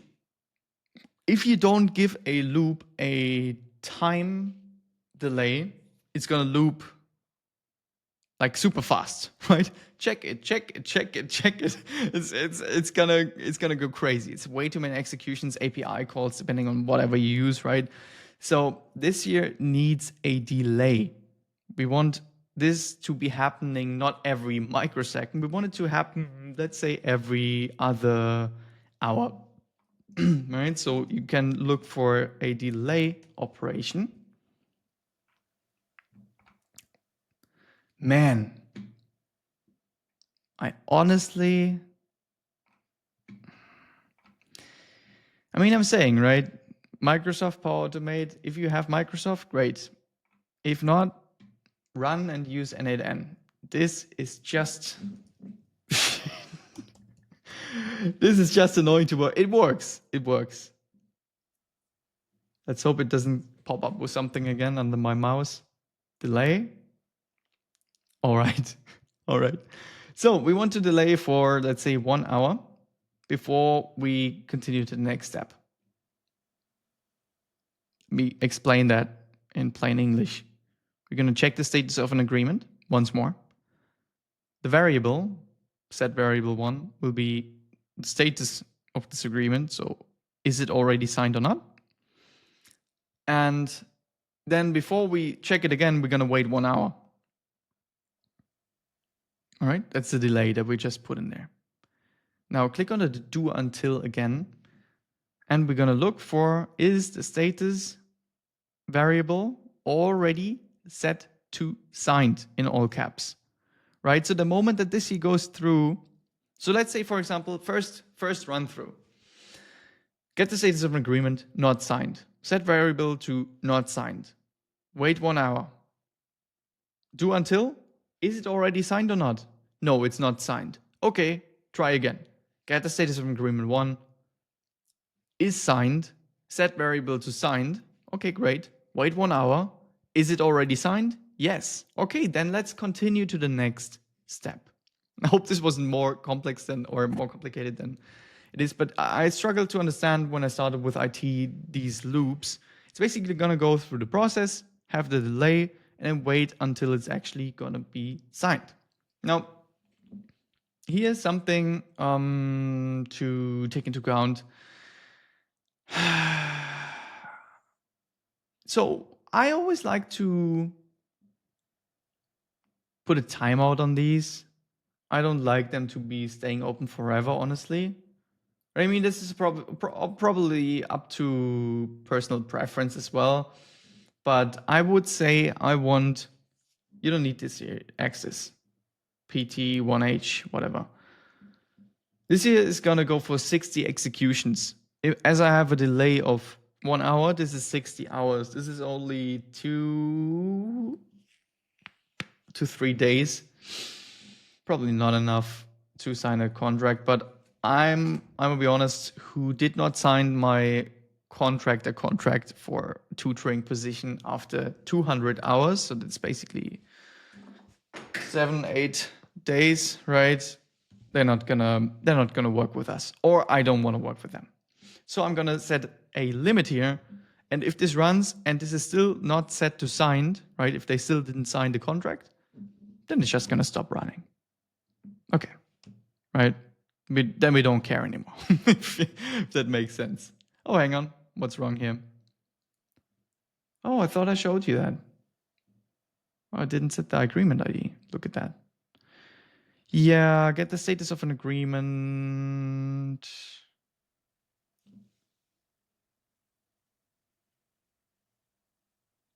Yeah, it's gonna be this here.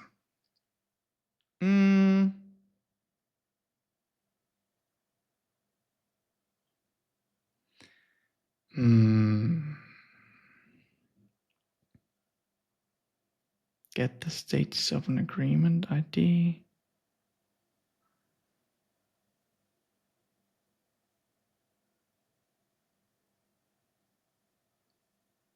I think we can use it from here. That's safe. I just used the agreement ID from this step. I think we could use it from the first step. I honestly think it doesn't matter, but yeah, seems to work. If we get an error here later, then I'm just gonna switch to to this here.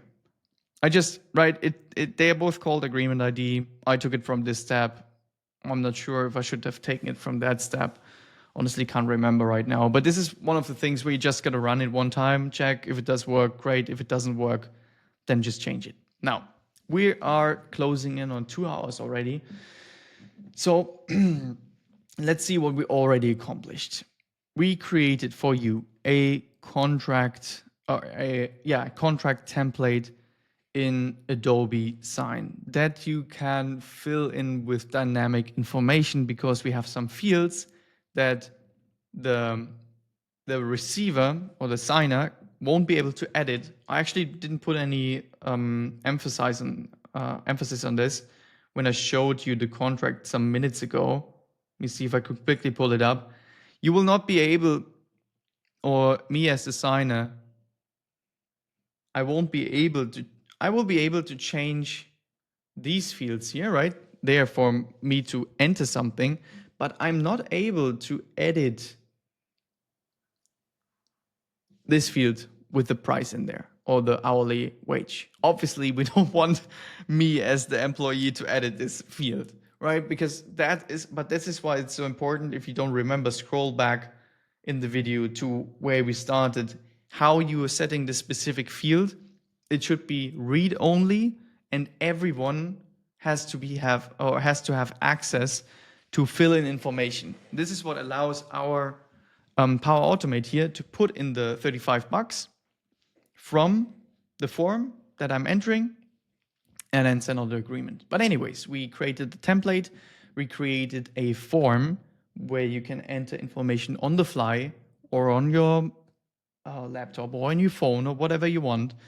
We started building this flow here where we get the response, or we wait for a response, and then we get the response details from this whole form. So basically all the fields that could be the email address, the name, or the hourly wage or rate. We initialized the variable for the rate. We call this hourly rate. And we used this when we grabbed this annoying step here, the agreement ID from a library template, the agreement ID of a library template that we put in here. And then we added this form field here where we said we want to fill in this field with our hourly rate variable, with our $35 or 110 or 95 or whatever it is, right? And we're going to send this out to the signer. And the signer has this email address. that we grabbed, right? That we grabbed from our forms. That was my email address where we sent it to. All right. Now we checked the status of an agreement. This is obviously going to be not signed, but we use this step to then initialize this variable of the status of an agreement. And later on, we use this variable to create a loop for a do until action to wait until the status is signed and then only proceed to the next step. We don't want to wait forever for these guys to sign our agreement, so we set a 200-hour limit to this operation. And then every other hour, we're going to get the status of an agreement, so we're going to check if it's already signed, right? The variable will be set to if it's either signed or not. And then we're going to wait for an hour and do it again until it is finally signed. Now, this is actually pretty great. You could move on from here. What you saw before in the other flow that I showed you is when it wasn't signed after 200 hours, I configured myself a mobile notification and some updates on the Trello card on our CRM saying, hey, this guy didn't sign after 200 hours, we disqualified him, blah, blah, blah, right? This is not really adding super much value right now, so I would rather not do it, but just saying you could even introduce some more complexity there. For us right now, though,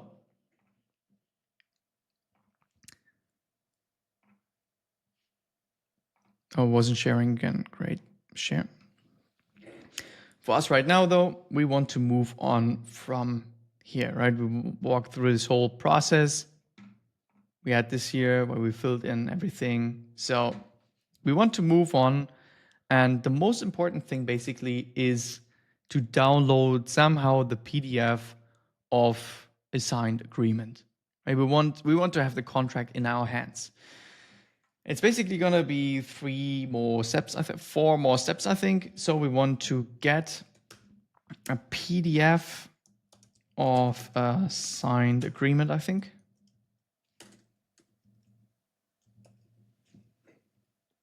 Get a PDF of a signed agreement. If I select sandbox one more time, I'm going to freak out. Get a PDF of a signed agreement.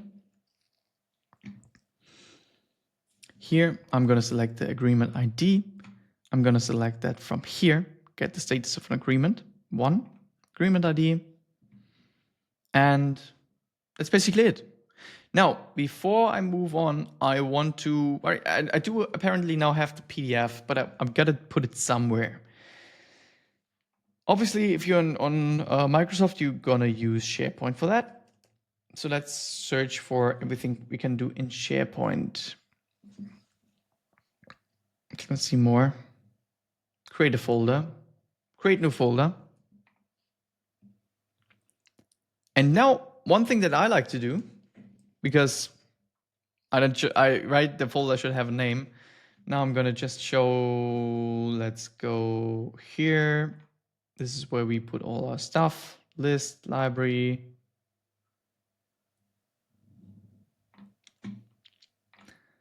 Yeah, well, we could put a folder path.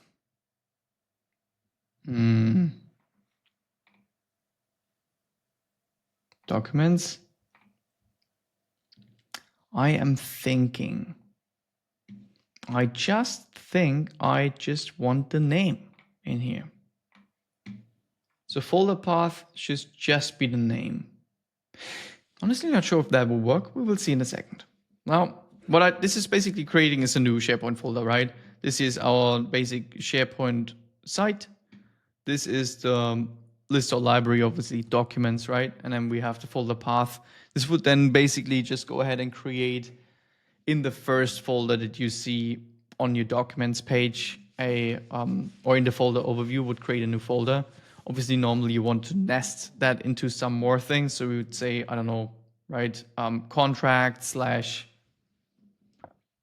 teachers / and then comes the name. But for now, let's leave it like this.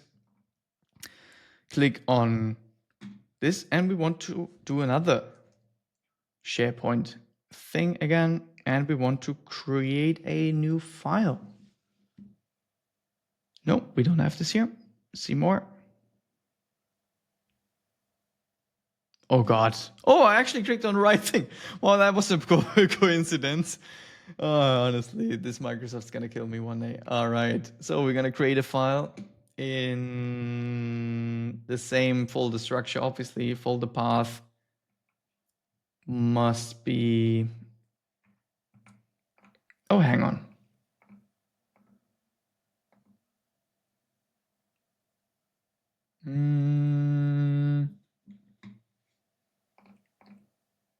There it is. Okay. Again, it's on the left side here. Click on the arrow thing. Now, we obviously don't know the folder yet because it's going to be created in this step here, right? It's going to create a new folder, and we were going to create a file to basically upload the PDF of the contract to this new folder, but we don't know the folder path yet. So we're going to go create new folder in this step here, see more, and we are looking for the full body path, I think, full path. There's so many shit in here.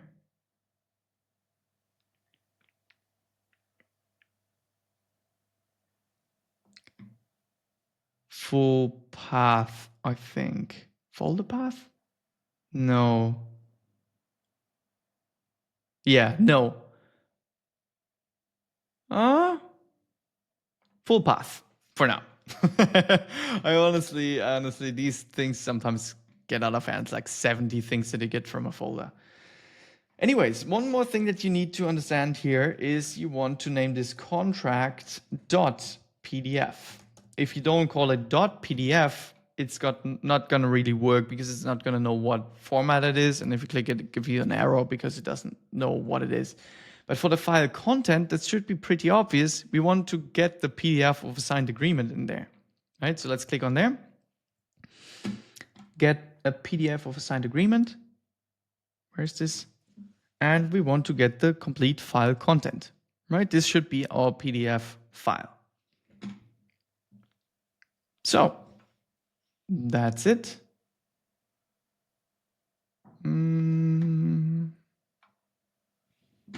I think, let's try to save this. I'm not sure if I had anything free where it just jumped around. I mean, we're actually approaching 2 hours. It's crazy. But we have some really nice shit built here. I'm gonna be honest with you guys. So let's now test this. I'm not gonna go okay. It's not a big deal. Let's do it manually one more time, huh? Oh no, let's do it automatically. I don't care. Let's go ahead with the $110 per hour again. Test. It's gonna resubmit the form that we submitted an hour ago.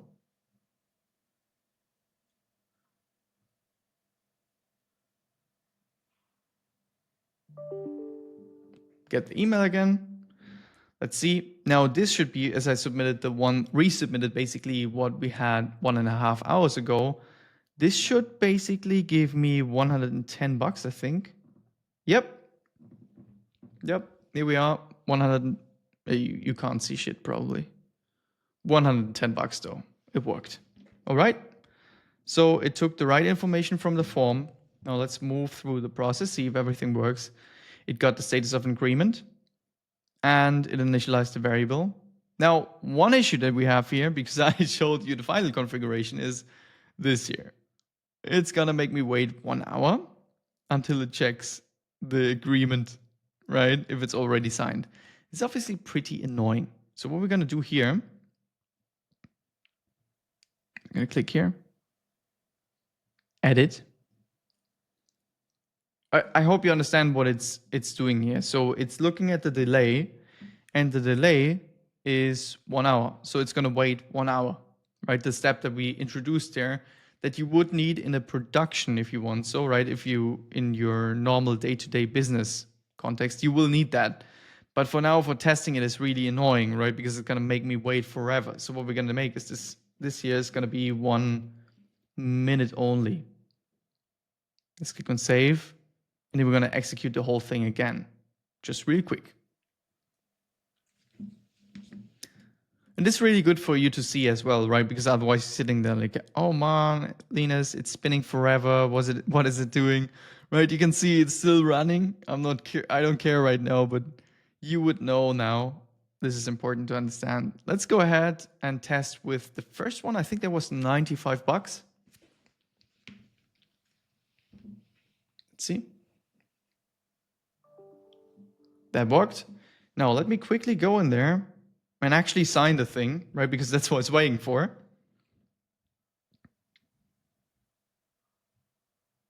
Continue. Yeah, it's 95 bucks. Do something. Name. Oh no, let me put my actual name. Linus the boss. That is my actual name. Click on submit. So I'm gonna submit this here. And you and me, we're gonna keep. Okay, this was signed successfully. We're gonna keep watching these circles now for just a couple of seconds until it has the next run on checking if this agreement was already signed. And then we will see the most annoying part, if it actually creates the SharePoint folder correctly or not. Sometimes if you have, let's say, for example, an extra space in there or something, it doesn't want to create the SharePoint folder.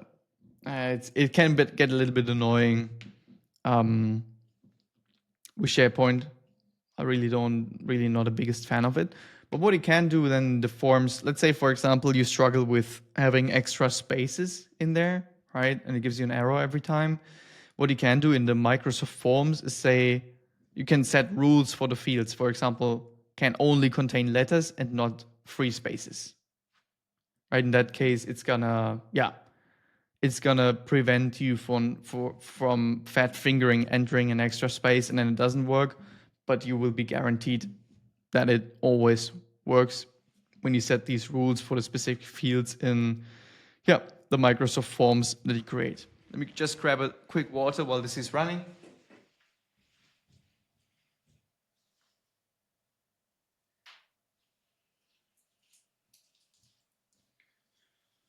Oh, well. Seems like that worked, huh?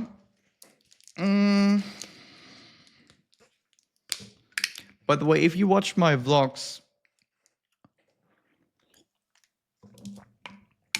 half a year ago, you will remember that I had sleepless nights because of that shit when I was in Medellin. And I wasn't showing all green dots. I was showing a lot of red X's because nothing worked. Okay, this here does not seem to work.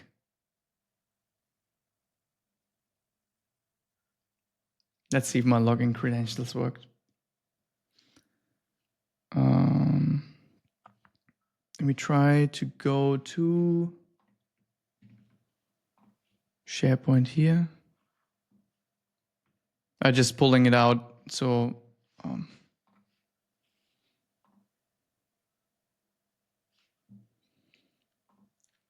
I'm not showing you accidentally a bunch of client data like I did in the last few sessions.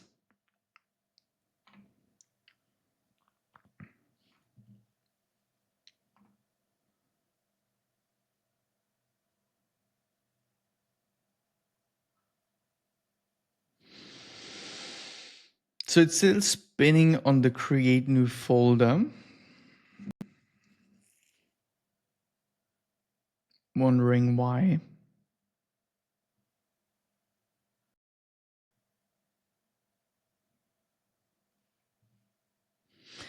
Could be that it doesn't have. No, that couldn't be. Hang on.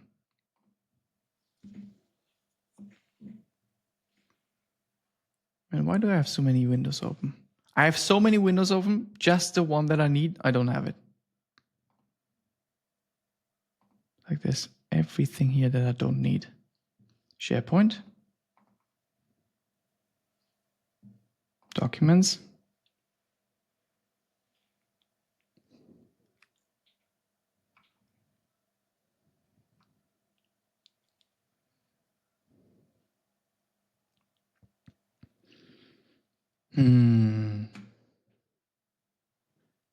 Allow.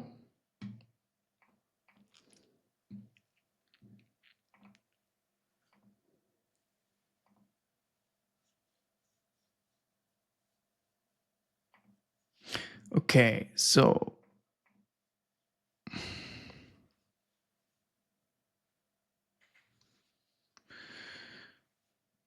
let me share the screen again. So now I should not be at risk of sharing something I don't want to. But it is still spinning, as you will see. Are we? All right.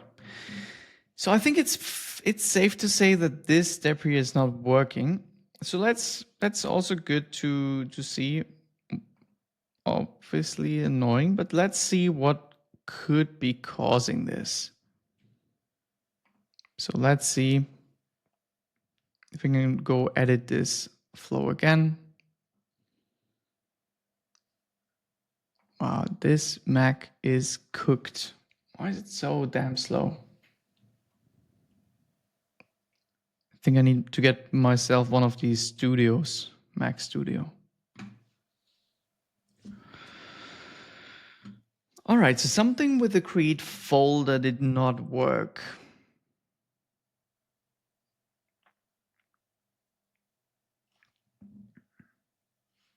Let me check.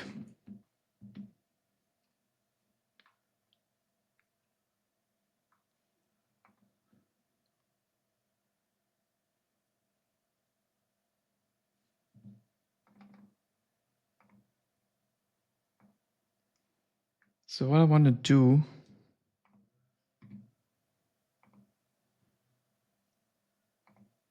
let's get rid of this here. Let's go into, let's try to nest this into, what the heck, come on. Insert dynamic, just, yeah, come on. I still want to have the name of the teacher in there. I don't know why it's doing this. Here's something missing, guys. Yeah, this doesn't work. Okay, save this. I'm gonna go in here. I'm gonna go into, oh no. Oh no, I can't go in there. Okay, all right, let me get back here. Nah, guys, I mean, I'm on my own Microsoft, but we used it for a whole company, right? And there's a lot of data in there. So let's get this out of there. So we do have a path. I think that should be good, actually. I'm not quite sure why it didn't work. So what I want to do, is there any extra spaces here? No, that should be working. What I want to do again is submit one more of these forms, because I think maybe because I was playing around, Linus the big boss, whatever, maybe I actually put extra spaces in there, whatever. So let's go to forms again. I'm gonna grab the forms that we kick this here off with and start a new test. And this here is obviously the process that you will go through when you create this yourself. Don't expect this to work on the first try, and probably you should expect to need more tries than I do. But if you invest just a couple of hours, again, this will be paying you back tremendously. So what's going on here? Oh, it's still saving. Oh God. All right, I'm gonna go submit a new form just a second. And this time I'm just gonna say the boss. Right, this should eliminate any problems with whatever I said before. Let's say this here. Hourly rate this time will be 75. Not that we paid that to any tutor ever. Hang on. This.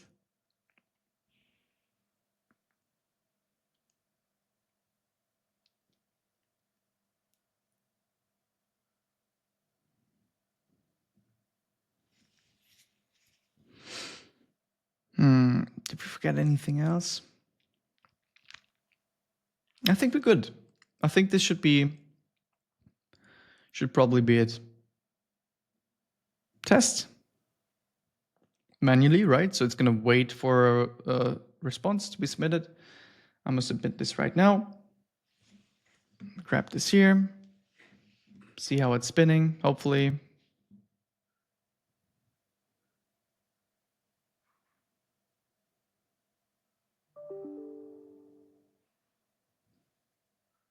Well, seems like the site is not refreshing. What the Okay, here we go. Let me quickly sign. Real quick, before the minute is over. Don't want to wait another minute. Continue. 75, that's good. Blah, blah, blah, blah, blah. The boss. Apply. Submit. All right. Oh, I didn't even show you, but yeah. Obviously, we tested this often enough. It works. Right, now we wait for a second to have this spinning. And yeah, I mean, hopefully we get this to work now because we're already on this for 2 hours. But yeah, I would have wished for a video like this back then. Obviously, now with time, your automations will improve. Or if you bring in a company, right? For example, I'm working with companies to automate their processes with software, sometimes smaller companies, sometimes some of the larger companies in the world, all using different systems and different requirements. Obviously, at some point, you won't be able to move on with Power Automate, I'll be honest, right? But this is more for when it comes to multiple systems integrations or yeah, information transfer across multiple platforms, right? You have a CRM that has to be updated and this and that, and you want a phone AI agent to do whatever and maybe, interact with your team, blah, blah, blah. Then at some point, this here isn't enough.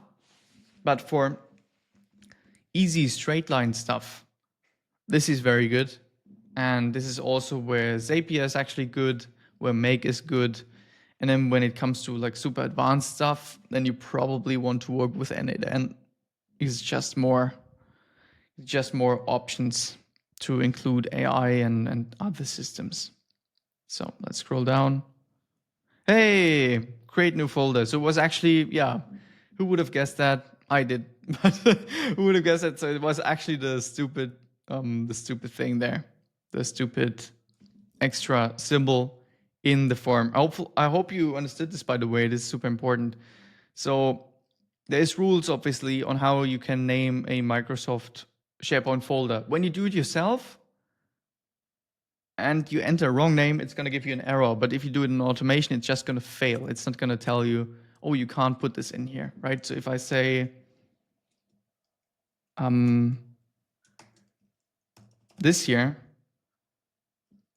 right, I put in a pipe here. Maybe Microsoft doesn't accept pipes in their titles for SharePoint folders. Right? In that case here, you will not get an error. You just get a failed automation. So it's really important if you want this here to be bulletproof. You can actually do this by going to the form, going onto in the edit mode. And guys, I know we are on time, so I will need to stop in a second, but quickly show you that. Got it. Whatever. If you're on a field here, you can click on these things here, and you can set restrictions. For example, is text doesn't contain space, right? Easy. So text doesn't contain space. That's what I just put in here. Obviously, you can't see it because it's space, right? But if I put a space, then this text cannot contain this. So the way we did it actually is have first name, last name. Both cannot contain text, and both cannot contain, you can like add extra fields and whatever. Both cannot contain special symbols or whatever. And then you will always get this to work. Now, though, let's see what we did here, right? Let's go to the folder. Yay, man. This took 2 hours, but let's go to the folder. and find it. Hope so. Where is it? Should be in here. Here's a folder called The Boss, right? So this here is the path that we gave it, because I didn't want to go into here where we usually have it. The Boss. Let's open The Boss. And in there, I find a PDF. Again, it's very important that you name this file contract.pdf. Otherwise, this system won't understand it's a PDF. So let's open contract PDF.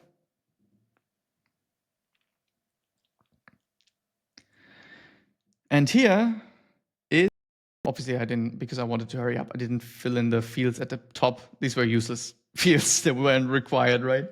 But here is the thing, $75 an hour. And here's the signature we collected. It's the date from today's day. And that's basically it.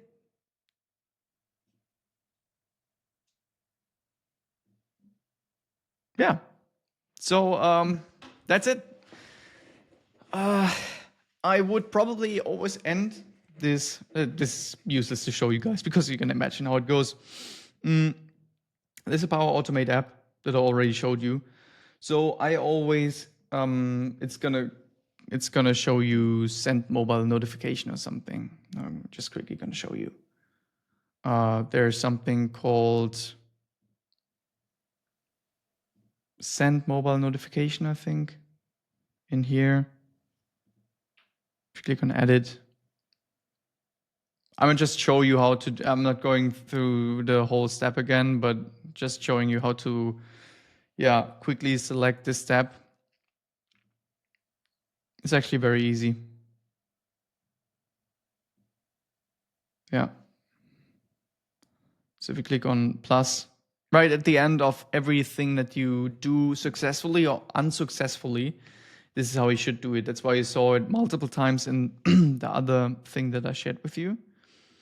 At the end of everything you do in a flow like this, successfully or unsuccessfully, you want to have a notification. At least that's what I want, right? I want a notification on my phone. It's down here. And it's gonna, you have the option, I think, to send me a mobile notification or send me an email or something. And even though it's not working again because of reasons, I don't know why. Screw this. It's gonna look like, I can't even close it. That's hilarious.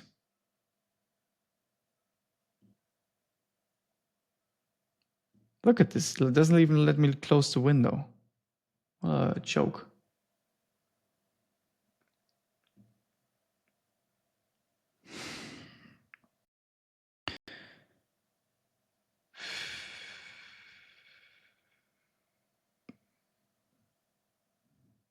All right. So I can hope you can see it at the bottom here. It sent me a mobile notification. I can't even scroll right now because everything is just laggy as heck for some reason.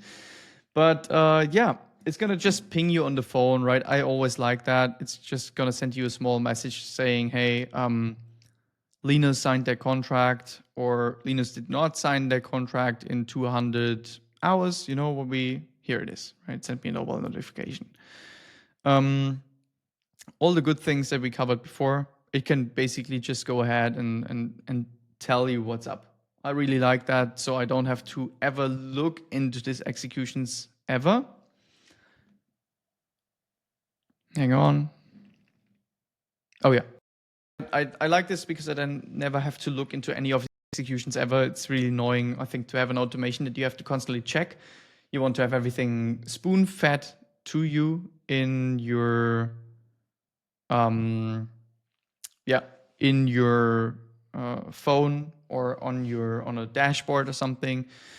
So that's always what I prefer. Just add a notification there, and that's then how you end a flow. And this is, I know you saw a bigger flow that I created, but it was only because we had more steps for the total onboarding, and we had also a update and creation process in our CRM system, or Trello, not a real CRM, but what we used for our CRM management, basically. So yeah, that's the only reasons. Otherwise, this is everything that I had for managing 100 contractors and over 100 customers for Net2Know, getting all the digital signatures, and also taking care that all these contracts, all these important documents are stored safely in a cloud in a folder that is very clearly identifiable by the name, right? You don't have to search through it forever. It has a clear path that it always goes. I get notifications for everything on my phone, and I don't have to do anything ever. I'm doing nothing but having a chit chat with people, putting in stuff in a simple form, clicking on submit, and everything else is taken care of. And yeah, that was a great improvement for our business. I'm hoping it will be the same for you. This was a long video, so props to you for making it to the end. If you get to a point where you struggle and maybe ChatGPT can't help you because obviously it has its limitations even now, yeah, just drop something in the comments and I'm gonna do my best, or text me on Instagram or something, and I'm gonna do my best to help you, yeah, figure out what's wrong with this small cool flow.